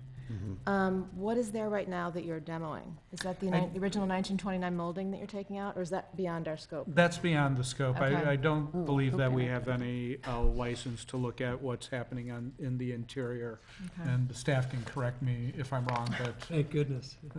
I wasn't prepared for that conversation. Well, and we're I'd have to not a little gonna, bit- I'd have to we're have not more gonna specs have with it, me. but, you know. That's a shame, if you are demoing the 1929. No, I interior. was just whispered in my ear, it's not original, Okay, so, Okay. for what that's I worth. had one comment. good, thank you. I can sleep John, tonight. I'd like to- Thank you, love to Mr. hear Pugh. I just noted that the Historic Preservation Foundation had talked about the desirability in their comments of replacing, using folding French doors as opposed to sliding doors. And I hadn't seen anything from staff on that or heard anything else from other commissioners on it. And I was just wondering whether other commissioners had a point of view on that, or... Well, I did have a point of view that it would be nice, the petition packet I had, obviously, you know, had the manufacturer, you know, insert, and so I knew that they were sliding glass doors, and I wasn't bothered by that. I understand, you know, it may be preferable, and it would be nice to have the hinged opening French doors, but I wasn't gonna make that a condition of approval, so I don't know what other commissioners. It's a charming house, congratulations. I love this house. Is there any other comments? Okay, hearing none, I'd ask if there is a motion to approve the petition. I have a motion prepared if John? incorporates what I think you want. I move that the commission approve a certificate of appropriateness for facade alterations at 435 East Westminster,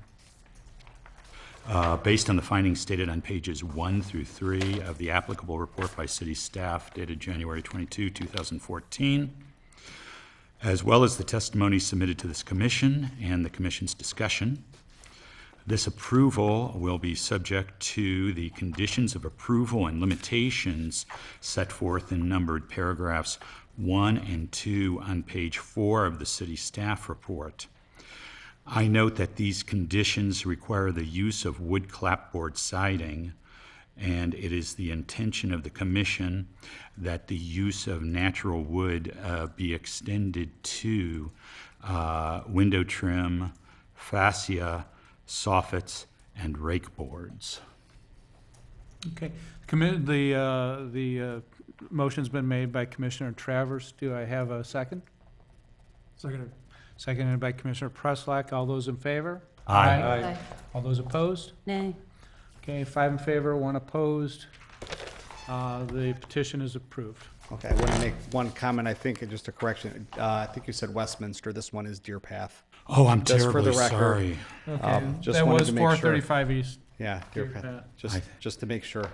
You typed it wrong? I typed it in wrong. I apologize. There were so many Westminsters lot of today. Westminsters. I had a quarter for every time I did that. And Thank- I just, Apologize. this is my first time dealing with any of you and with the city staff, and I just want to say thank you, because it's not always a pleasant operation to go through this type of procedure, and I just want to say thanks to Megan and everybody else, because, you know, there's, you know, times where we're trying to do best for what we think is in best interest, and some things are pointed out, and even though we're going through aggravations and trying to take care of all entities, I just want to say thank you. It's really been honestly a pleasure to deal with issues being approached as issues. Well, So, we thank you. appreciate the comments. We realize that we have a hardworking city staff who kind of knows, you know, what we're looking for and stuff. So petitioners, you know, who work with them, find the process to go pretty well. A great So- help in this process, absolutely. So we do appreciate the comments. Thank you. Good luck with, in the future. Yeah, looks great.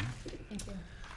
All right, the next agenda item is a consideration for a request of certificate of appropriate approving additions at 770 East Westminster.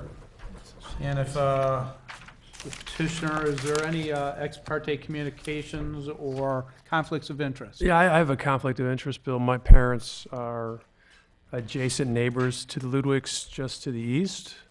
Okay. And I thought it best to recuse myself. I will note that my father and I talked, and he said he's in full support of the. I think we got a letter from your father about that, so if you feel you need to recuse yourself, then please do.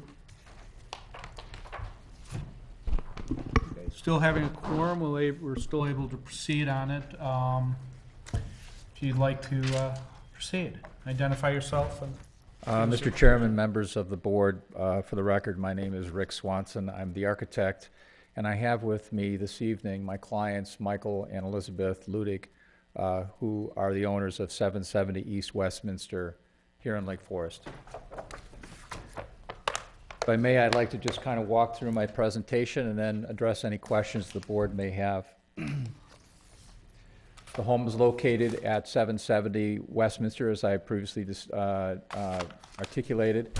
It's about 1.25 acre lot, and it sits right at the bend of Hawthorne Place and Westminster, but it is located on Westminster. We want to make modifications, exterior modifications that are more historically connected to the Cape Cod style of the architecture. My clients bought the home approximately 8 years ago. In fact, it'll be 8 years this July.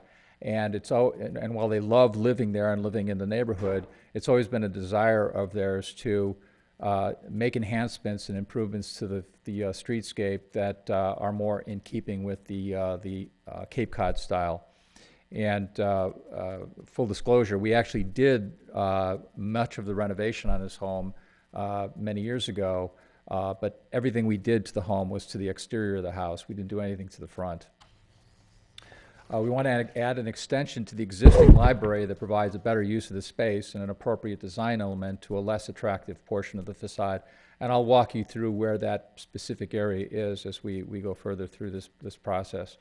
We want to provide a subtle but effective way to screen the existing garage doors from the street. Currently, while they're not exactly totally visible from the street, they are a dominant feature of this particular house, and we wanted to make some enhancements that would actually soften that impact from the street, and for that matter, even from the driveway as you come in.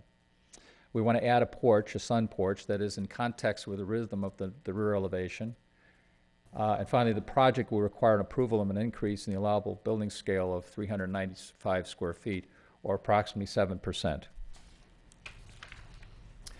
As I previously indicated, this is a view looking northwest. The areas of change are going to be primarily, and probably the least appropriate aspect of this design is the element to the far right, which is a shed dormer that appears to be almost forced into this entire design.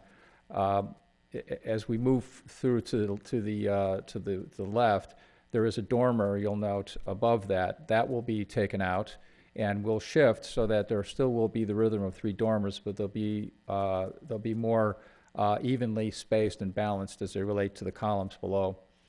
The element that you see at the far left, the French door with balcony, is the only thing that we actually were involved in adding, and that was a request of the client at that time. She had a bridal service of some kind, and she used that window for the young women to come up and actually try on the dresses, and she felt that the French doors and the balcony were sort of an attractive element. So anyway, it seemed to work at the time, and that's why that is there. Another view looking northeast, and again, you can see that element that I referenced earlier, the shed element. The house was built in the early 60s, and it has a lot of the exterior detail elements that one found in homes that were built at that time. The columns, for example, that support the porch are a little bit thinner than they really should be. The articulation of the dormers in terms of the detailing and so forth is not as historically correct as it could be. And of course, the shed element almost looks like it was sort of added on. And in fact, the roof, or the ceiling in that library is about 7'6" tall. So it was almost an afterthought, if you will. This is the element or the area approximately where the proposed addition will be, and I took this photo because I felt it was important for you to also see this about where the proposed chimney that I have reflected on the drawing will be as well. This is as good as it got in terms of the rear elevation because it was a beautiful sunny day, unlike the beautiful sunny day we had today. It was much warmer, and it's a little bit difficult to see, but you can sort of pick up on the rhythm of the rear elevation in terms of the breakfast room area that was added. And in fact, the one area that we are going to modify to the far left and is reflected in our drawings are these awning windows that are in the existing family room, and we felt it was appropriate to change those out and put in windows that are consistent with the other double hung windows on the home. This is the area of the proposed addition. That's an existing family room, and and you can't see it in this photo, but there is a built-in spa in the area just to the right of that chimney. That is proposed, obviously, to be moved. And this is another view of that same area. This is the existing house to the west, and this is the existing house to the east. As I indicated earlier, the lot size is about 1.25 acres. The proposed adjustment of existing driveway will be, we're basically adjusting the driveway. In fact, I forgot that I have this wonderful toy. We're taking this little sliver here and here and shifting it down somewhat so we can create a little more of a green area here and here. It's in the drawing I have coming up with that Mariani prepared. We have a couple of trees that are proposed for here. The appendage that I referenced earlier for the library is here. It's about 6 feet from the existing wall. The spa that I referenced earlier is here currently. We're going to shift that here, and this is the proposed addition to the sunroom. And I point out that you can't see it from any direction, from any vantage point, even today, with all the leaves and so forth off the trees. As I indicated, we're also proposing a chimney right in here for the library. And I did indicate the spa tub.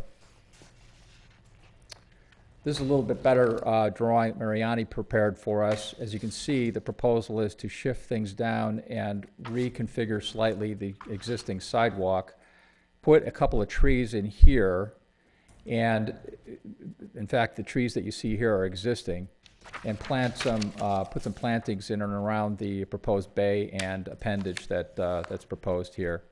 And as originally pointed out, we moved the spa to this area. There's actually a wonderful little grotto area here right now, and there are some existing pine trees. So this becomes a nice little respite, if you will, utilizing some of the existing greenery in this area. The sunroom is a natural transition from here to the spa, and in fact, some of the awkwardness of the existing design is that the Ludigs have to walk all the way around to here to get to the spa. There's no direct access from the spa. So you can appreciate at this time of year when it might be nice to actually enjoy the use of that spa, it's a little bit difficult to walk that 20 feet to get to it. The additions I propose are the library here, and the portion right here is the only part that will really extend out. It's about 6 feet plus the bay. And that's the chimney that we're proposing. The idea is to create a beam ceiling in here and create a more dramatic space.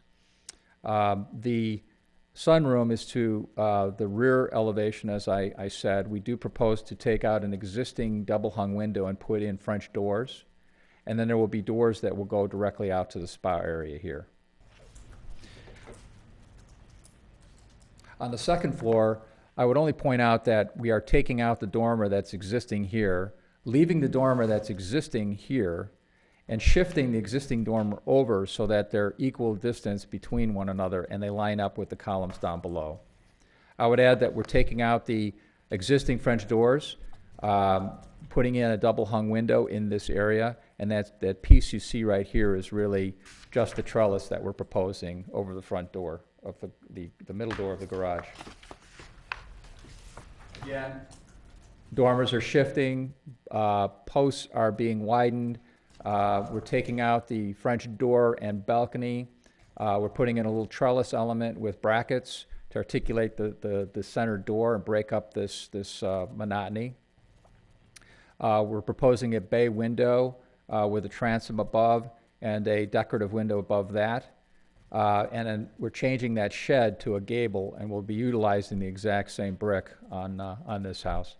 And there is a method for matching the brick exactly. Although we are going to be taking some of the existing brick off, we've actually worked with a company successfully that stains brick, and in fact they specifically specialize in matching brick on remodeling projects. I want to also point out that the idea of adjustment of this transom above, the Ludigs are very open to discussion on that. In fact, we debated whether we should drop it or raise it. The transom that you see here is intentionally the same height. So in other words, we have 1 foot mutton spacing vertically to below. I believe it's important to have that same the dimension above. So in other words, if it's 1 foot, it should either be 2 foot or it should be 1 foot. My point being that we can drop that down to 1 foot very easily. The reason that we did the higher transom is there's a house just to the south on Deerpath, very dear friends of the Ludigs. They love that bay. It's one of those things where you actually see the bay, you can actually stand there and look at it, and they want it to be exactly like that. So what we did is we tried to change it so that while it's the same height and mass, it was more proportionate to what we were proposing on this gable.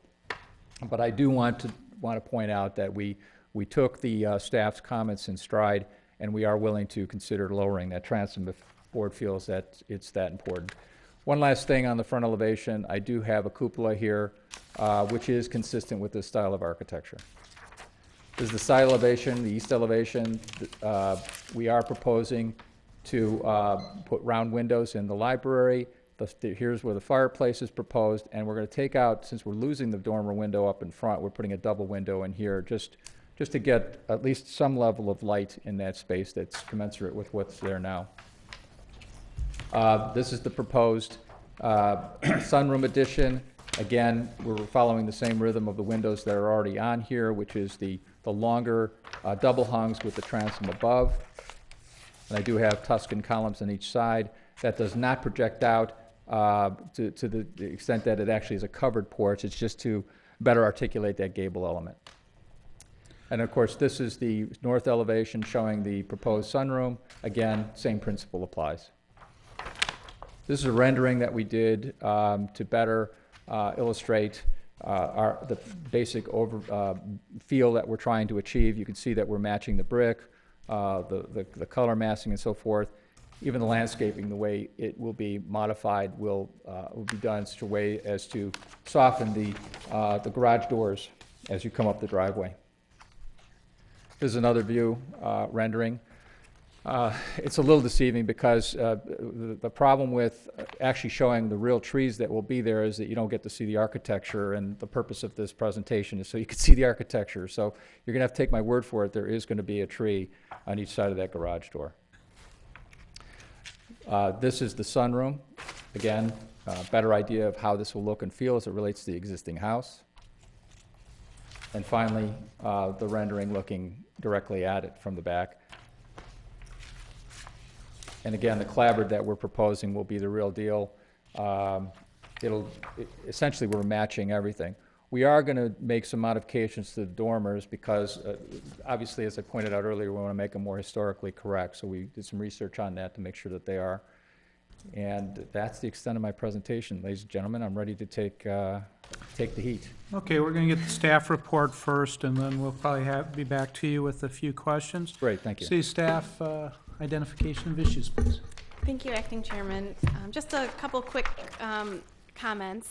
The request before the commission is to consider not only the architectural changes that are proposed, but also a request for a variance from the building scale requirements.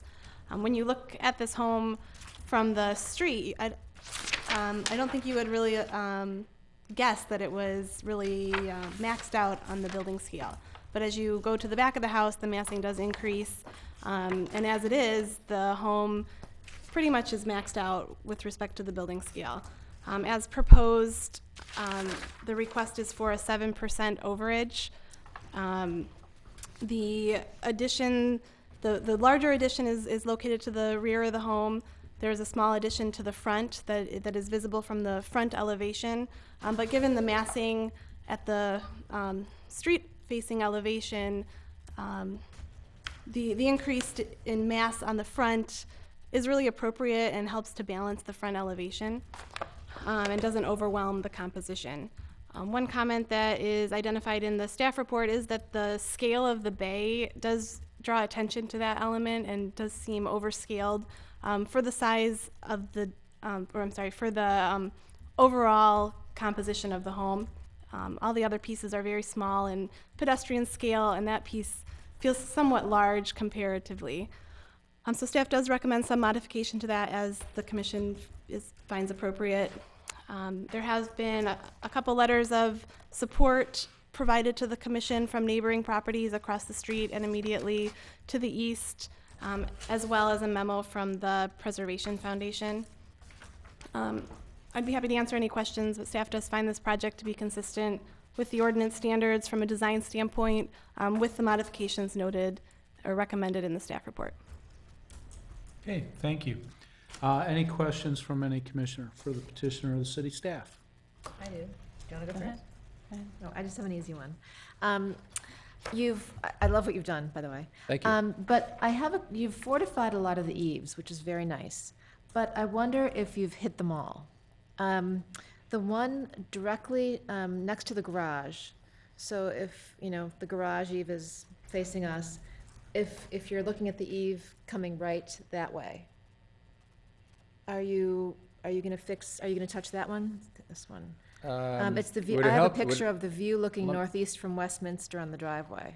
Let me pull that up. Color On the photo. center mass, Is there's a step back by the garage. this area right here? Right there, right, exactly, on that eve. Yeah, actually, by fortify, if you mean putting in a post, the answer is yes. Okay. And by changing the eave detail so it's commensurate with the rest of the house, I could tell you that the key word will be consistency. We're not going to change the dormers by way of example and not do that to the other gable elements and so forth. So it'll be consistent. I just wanted to make sure that since they are abutting, since they're sort of touching.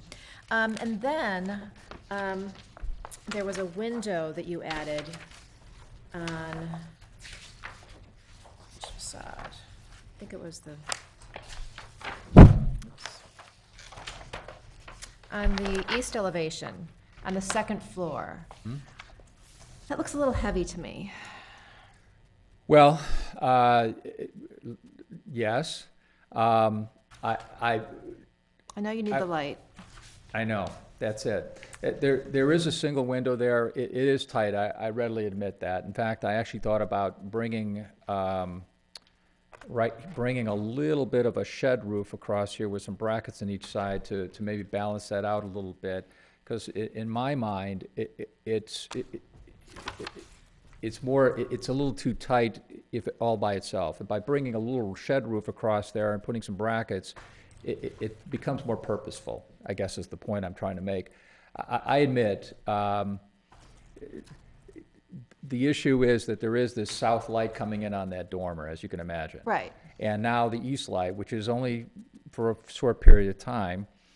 And it was very important to the Ludigs that we try not to give up some of that light. It's a very cheerful room. I understand. So having said that, to the extent that we can work with what we're proposing and perhaps embellish that somewhat to soften that, I tend to agree with you. It's one of the, I mean, obviously I agree with you because it's something that I normally would not force.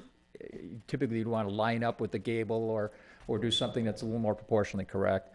But in anticipation this might come up, I feel that if we could bring some kind of a small shed through here and wrap this and then put a bracket on each side of this, perhaps, and maybe the combination of that and maybe shrinking the window itself slightly. In other words, it'll still be a double window, but it'll be shrunken slightly. Perhaps that can help. Yeah, make it a feature and Right. give it a reason for being. I think that sounds like a nice solution. But you've done a wonderful job. Thank you. Appreciate your comments. It looks beautiful. Commissioner Just a Alfe? couple of questions. Maybe it's just the perspective of the rendering versus elevation, but it looks like on the elevation that the sill of the bay and the new library is, on the elevation, looks like it's about the same height as the one in the bay and the porch there. But on the rendering, it looks like it goes down a lot further. Are they the same? Or?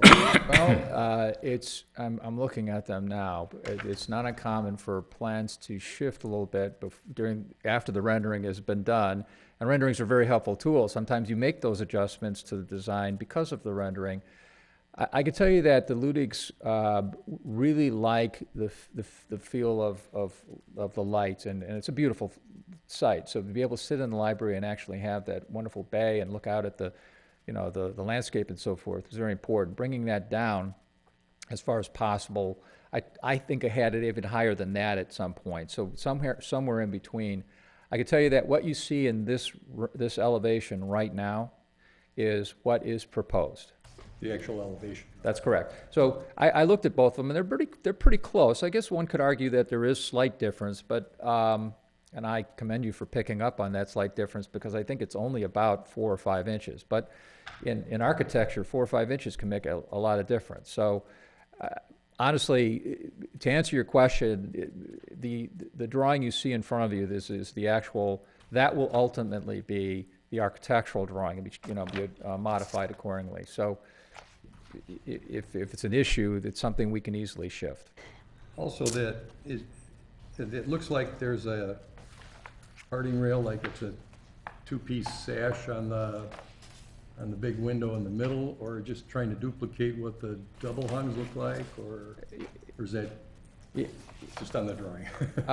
No, that's actually, it's not going to be a double hung. It's not going to slide. But you're going to try and duplicate that? Candidly, you really don't have to do that. It's just something that sort of is commensurate with the window that they saw in another house. So it was important that every little detail be followed. Mr. Ludig is actually very thorough, and I think actually, Mikey, I went over and measured it a couple of times just to make sure that it was adjusted. We were having debates over the spacing of the muttons and so forth. That said, we wanted to also recognize that this house is this house, and it was important for us to make sure that the bay architecturally was consistent with the Cape Cod style.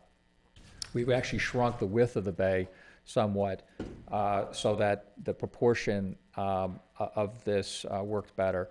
And candidly, by dropping that roof down and to one transom, so it's actually consistent with the rest of the transoms on the house, we believe will actually bring that into light.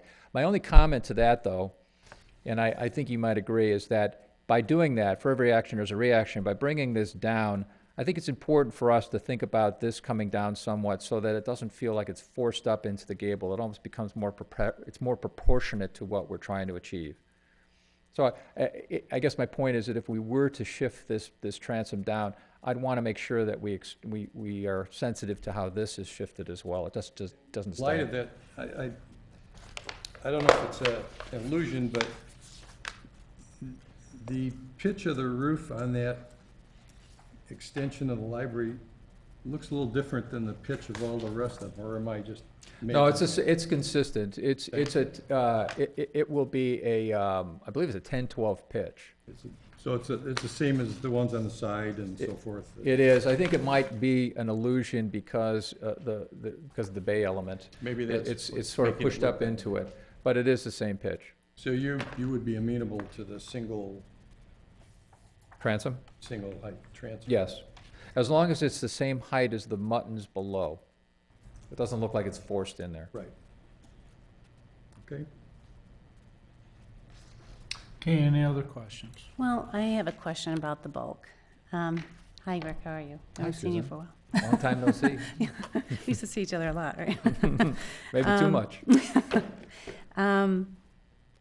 We've approved a lot of bulk overages on this board, and many of the times, though, it has to do with the hardship, like the petitioner doesn't have a garage. Can you kind of explain what the hardship or the need is here for the bulk overage? Sure, I'd be happy to. When we did the calculations on the bulk, and we did them many times, it was unusual because one of the first times they did a house where we're actually under on the garage by about 75 square feet. We can't use that surplus, can't mitigate it, for example, into other parts of the house. In addition to that, we were somewhat surprised to learn that if we were to make this a screen porch, we wouldn't have that area counted. So if you add those two things together, technically we're almost right on. But unfortunately, the technical reading of the bulk essentially states that you can't use you can't use that as surplus space, number one, and two, just by putting the glass in this and calling it a sunroom, it now has to be counted space. So I add to that, Susan, that the fact that even if you were to say, too bad, that's the way it is, it's written that way and that's the way it is, one of the advantages we have to this is that everything we're proposing, and it happens occasionally, cannot be seen by anybody but the people that live there. I mean, their neighbors who love what they're doing here aren't even going to see this unless they're invited over to do it, which I assume they will be. But the fact is you can't see any of this unless you're actually on the property. And so the only people that are actually going to be affected by this in this case would be the Ludigs.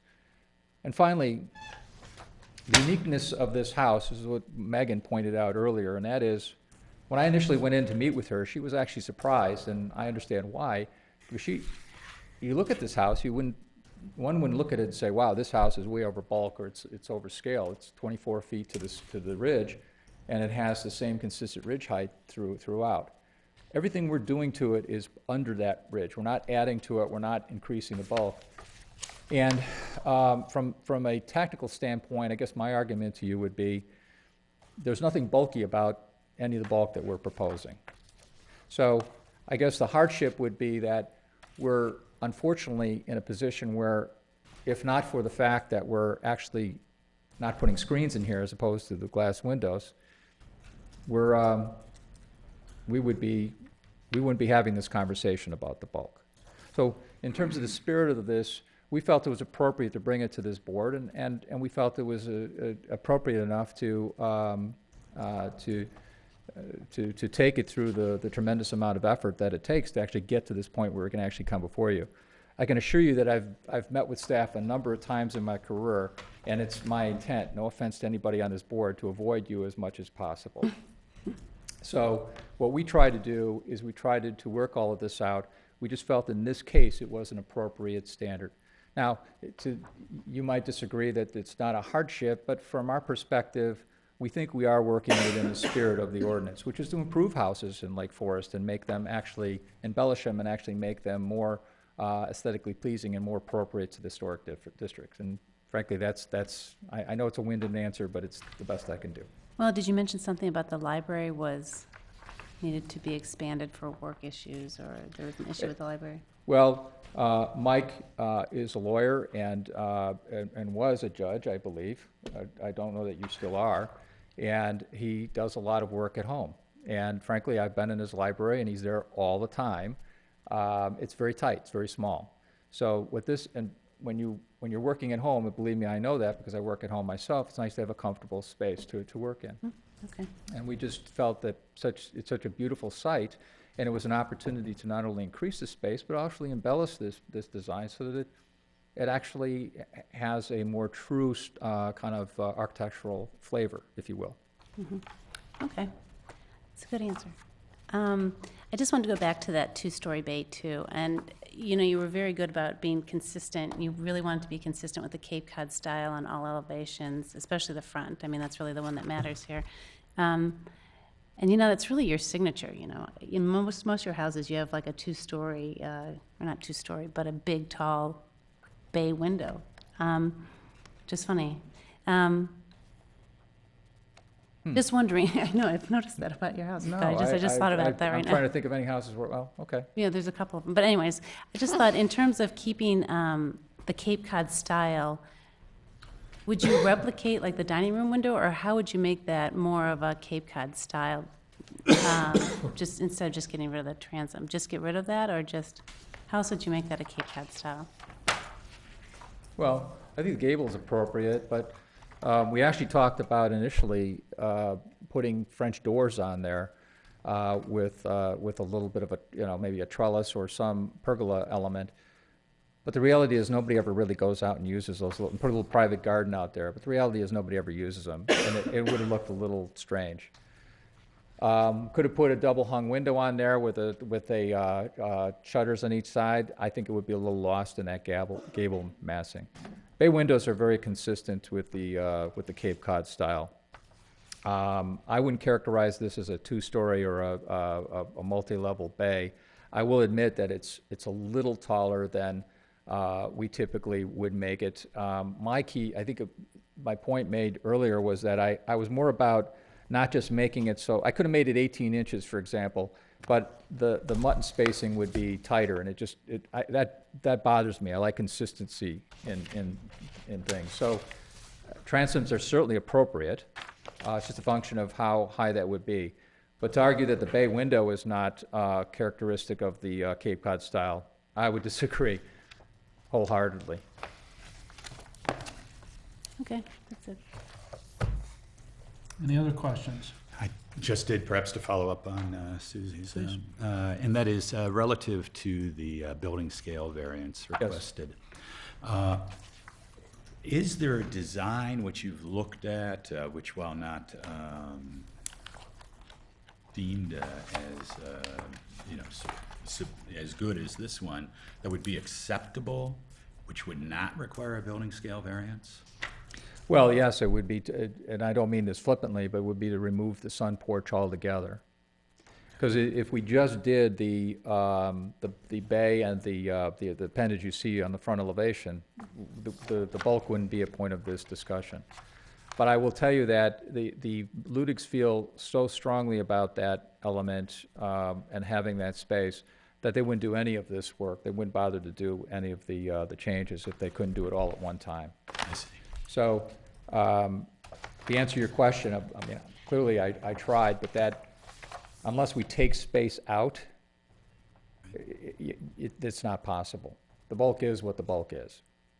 So what I tried to do, if I may, was to force anything that would be considered quote-unquote bulk, so that it was in the back of the house.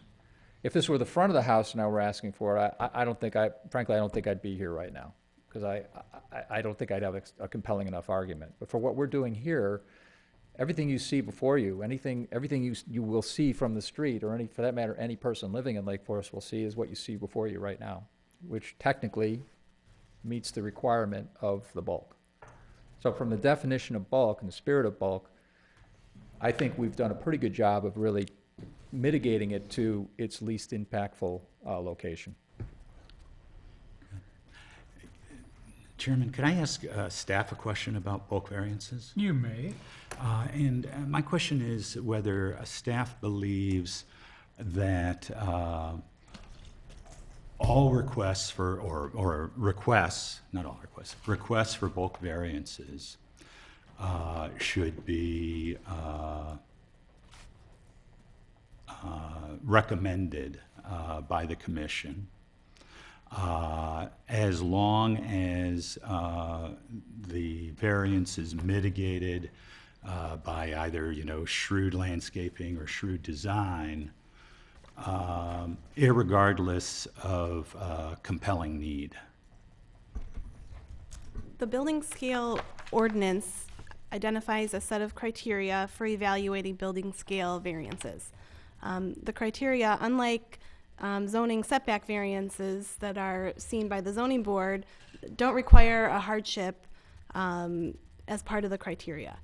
So the criteria talk about meeting the 17 design standards in the preservation ordinance, mitigating factors such as landscaping, location towards the rear of a home, massing being compatible with the existing architecture, the streetscape. So the criteria that the commission should use are the ones that are in the ordinance. So yes, if a project meets those criteria, and it only needs to meet one, then a variance can be recommended. I see. And how does this, in this case, you mentioned that you felt that this forwarded or advanced the historic preservation ordinance, which I guess is standard 5. I was wondering if you could expand upon that for me. Given the fact that the design standards appear to be met with respect to compatibility, use of high-quality materials, the massing, the roof shapes, the window patterns, with the suggested modification to the bay. Given that those standards are met, this project appears to be consistent with the preservation ordinance and furthers the purpose. And so it furthers the purposes of the preservation ordinance, you feel? Okay, thank you. Any other questions? Yes, I'm just the nitpicker. On the west elevation, can you pull that up? I think, from what I'm understanding, I just noticed this, is that there's some proposed limestone additions to the two windows next to the sun porch, right? Next to the sun porch. The tall skinny window? No, we're not making any changes to that at all. So it's existing, the limestone is existing? That's correct. Okay, I couldn't remember when I did walk the property, I just couldn't remember if it... Actually, I just caught something. It's like Where's Waldo? You find little things. The little treasure I found is that if you look at the bay window, the transom isn't reflected on that bay window. See? Yeah. Like children, sometimes if you ask them what their punishment should be, they'd give you the worst one you could possibly imagine. Well, I thought you were adding that, and I would have preferred Oh, no, those to be brick. I thought, I looked at that and I immediately thought that's where you were thought- going, and you didn't, so, Oh, yeah. 5 more minutes. yeah, I right, might have gotten there. right. Well, But it's I'm not a for the perfect project. I science. think the whole thing is great. Thank you, appreciate your kind words. Is there any other questions by any commissioner? Seeing none at this time, seeing no member of the public, so I guess there's no public testimony. Any final questions? Any discussion about this petition? You know, I think getting rid of the shed element and adding the library extension is really a, great idea. I do think that on the transom on the bay, reducing it to one course of windows on the transom and reducing that would be the way to go. You know, the question becomes then, does the window above the transom there, should it be enlarged a little bit? Are we just shifting it, or what happens? Because I think there is a little bit of a domino effect if we I think just move reduce down. Just move down. but then do we lose the balance with the course of the dormers that are on the front of the? Well, I think he can figure that out. Okay, I mean, and I'm fine with that if the other commissioners are good with that Yes. as well. Yeah, I think the bay is a little bit out of character with the Cape Cod style. And what happens with this is that it becomes a dominant feature at the front of the house. And, if you lower that roof line on the bay, then it's not just hitting you all at once, as that's the front of the house. So I And- think that's more the effect they're looking for. And when you say lower it, you mean just one course of windows for the transom? Or getting rid of the transom Or altogether. getting rid of yeah. the transom altogether? I'm looking at the dining room to replicate that, maybe. Dining room bay, or is that dining room? I don't know, to the left there, how they have 2 double hungs and 1 bay in the middle. The only thing is that there's, transoms, windows in back that do have that one line, and it's kind of a architectural But feature. this is, we're looking at the that's- front that- elevation. I'm more concerned with the Yeah, front yeah, elevation, which is the understand. public view, so the transoms in the back don't really have an impact, so. Mhm. I just want to go back to one small point. You mentioned just now the possibility of enlarging that small window, and I think that would be a disaster. Oh, no, I didn't say Okay. that. No, Bill did. Oh, Bill oh. Bill suggested that maybe we revisit that, or I think just moving it. I think to enlarge it would make it a competing Palladian kind of window, which would be awful. I think it should stay a small little, okay, just wanted to. No, I Okay, think there was. Had a momentary panic. I wasn't making any specific okay. suggestion, but I didn't want that's anyone to okay. go down that road. I was Okay. just saying No, what- that's, Okay. no, what I'm glad you happens said that, then. because I wasn't suggesting I'm just saying if we're gonna shift the transom down, we should shift the window slightly, just so it doesn't It just looks proportionally correct. Shifting is And great. honestly, that's something that we can work out with staff, and That's great. Just the I'm size, not I think. worried about that. Yeah, okay, great. I was just making the point, that's all. Okay. Any other comments? I do, if I may. Yeah, sure. And I really don't like to find myself out in the weeds, but sometimes, but I think actually issues of building scale variance obviously are hot issues, and issues that people discuss with great intensity when they come before a city council, and so I think it behooves us to be intense about our consideration of it. I want to say a couple things about it and get out of your way.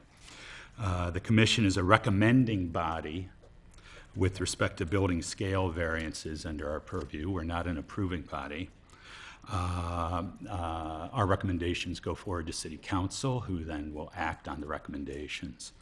We're an approving body with respect to applications for certificates of appropriateness. In this case, if this was passed, a condition of the certificate of appropriateness would be the approval by city council of our recommendation of a building scale variance. That's my understanding of the ordinance as most recently amended. What I wanted to say about that is when I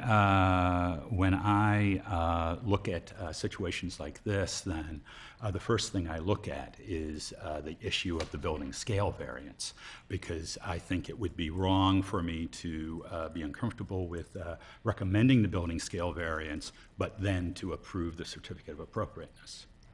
When I look at the building scale, the ordinances relating to building scale variances, I give a real primacy to statutory standard 5, which is the question of whether the variance would further the purpose of the historic preservation ordinance. And I think, as Susie pointed out, in most cases that come before us, the answer is crystal clear. The typical situation is a manor house, where at the time the building scale ordinance was passed, the manor house was over bulk, and so issues of functional obsolescence, like not having an attached garage or not having a garage at all, can only be addressed with the building scale variance. Just no question about it.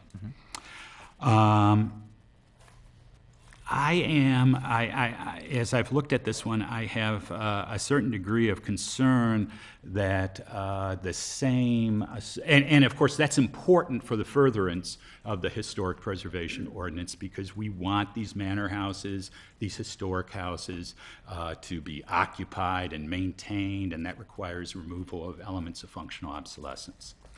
I'm not entirely sure that the same sorts of considerations, as I've looked at this, apply here.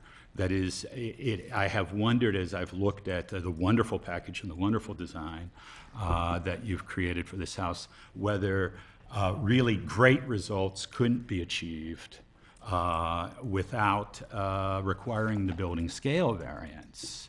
And my concern is that if I vote to recommend any building scale variance that can be arguably more or less mitigated by shrubbery or shrewd design, I may be undercutting the purpose of the bulk ordinance and possibly contributing to an overall bulk creep, right? That may be unfair to those residences relying on the ordinance to preserve the historic character of Lake Forest. I mean, the bulk ordinance exists for a reason. And so all of that said, I continue to have concerns about the bulk variance here. I would just, John, I appreciate your comments, and, you know, we do on occasion get, you know, building scale variance requests, and certainly, you know, that's something that we have to deal with, and, you know, comes from a lot of different reasons, you know, sometimes lot size, sometimes, you know, hardship and things like that. You know, when I look at this, the ordinance has a number of different standards that are in it, and any one of which, you know, can be met and, you know, allows us to approve the bulk overage. And I understand that, you know, for some commissioners, some may be more important than others, but I'm not sure that the ordinance itself, we can take that away from what's said in the ordinance. I think that the standards are probably met. I believe the standards are met. Certain other standards are met, which would allow us to do this. And so at 7%, I would support the variance at that. But I do appreciate your comments. I understand that, you know, you don't want, you know, the bulk creep, you know, and, you know, because, you know, 7% becomes 10%, becomes, you know, the next time. And so everybody has 7%. Everybody asks for 7%, and I understand that, John. So that I take heart with your comments, but I think that at least, you know, some of the standards have been met to allow us to approve it. So that'd be my comment on that. Is there any other comments or discussion? You know, I think the bulk ordinance is really something critical, but, you know, we seem to have a lot of leeway with each petition that we look at, and I really appreciate what you're saying, because, you know, we've got to be committed to that ordinance. And, you know, I'm very hesitant to ever go over bulk, so there has to be a good need or reason for it. And I think in this instance, what is more convincing to me is that the majority of the bulk is unseen from the front, and it doesn't, it's not detrimental to the front elevation, which is what the public view is.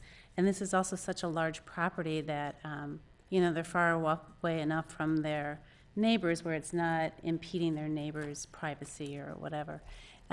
However, in that aspect, the one thing that is balancing it is that if I'm going to accept that bulk, it necessitates reducing the size of that bay, because that does make it look more bulky.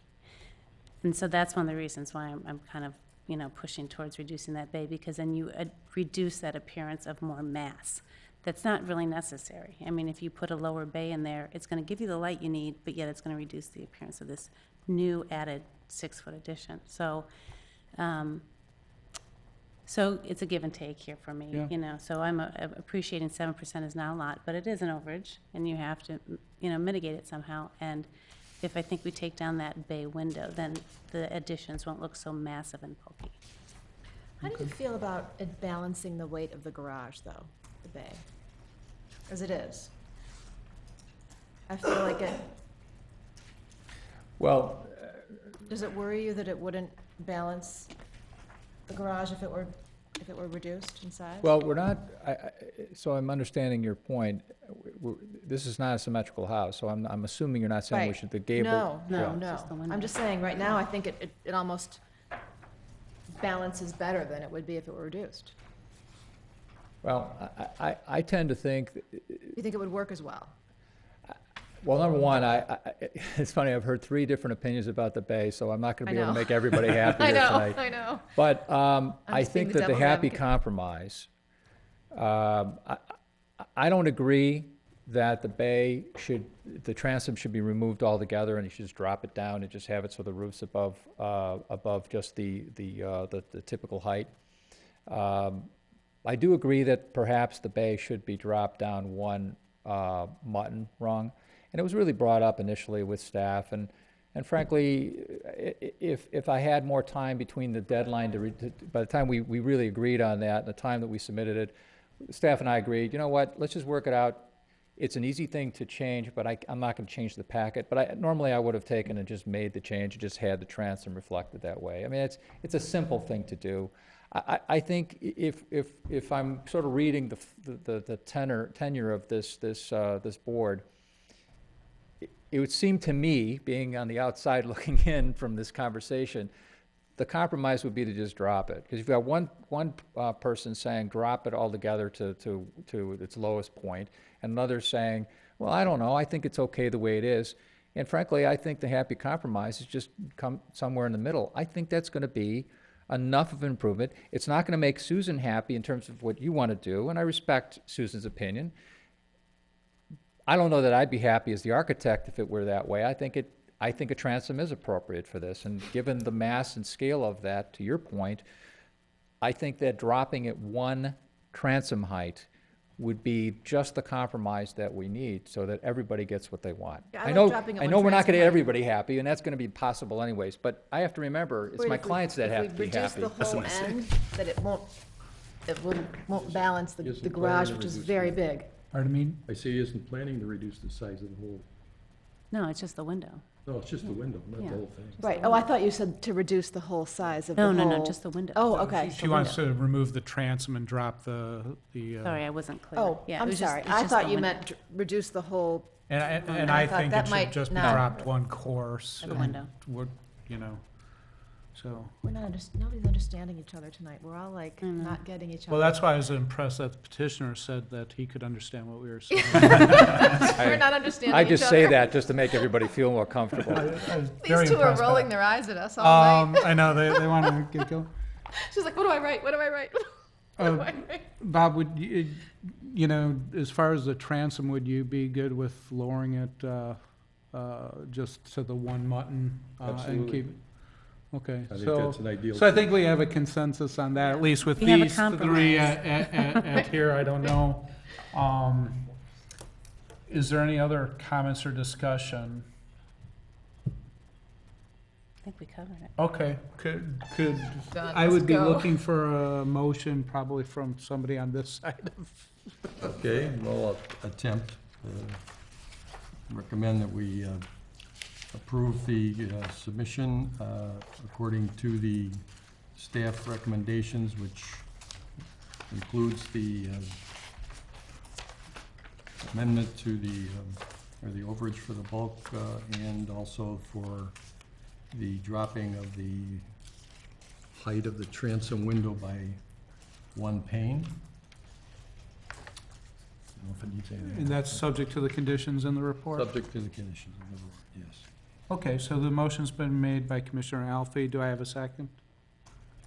Susan? Second. Sorry. It's on Mary Mary Ellen. Ellen. Mary Ellen, sorry. Commissioner Sorry, I'm Swenson not answering said, Susan. yes, I'm sorry. Now I'm picking up right on Kurt, what Kurt. Kurt does. I know. Okay. The second has been made. All those in favor say aye. Aye. All those opposed? Nay. Okay, that's 4 in favor, 1 opposed. That's enough for that to pass. So- We did great, thank you. And by the way, you know, getting one no, Okay, sweet. that's fine. Sorry. I know you didn't like. Anyway, thank you Beautiful all. design.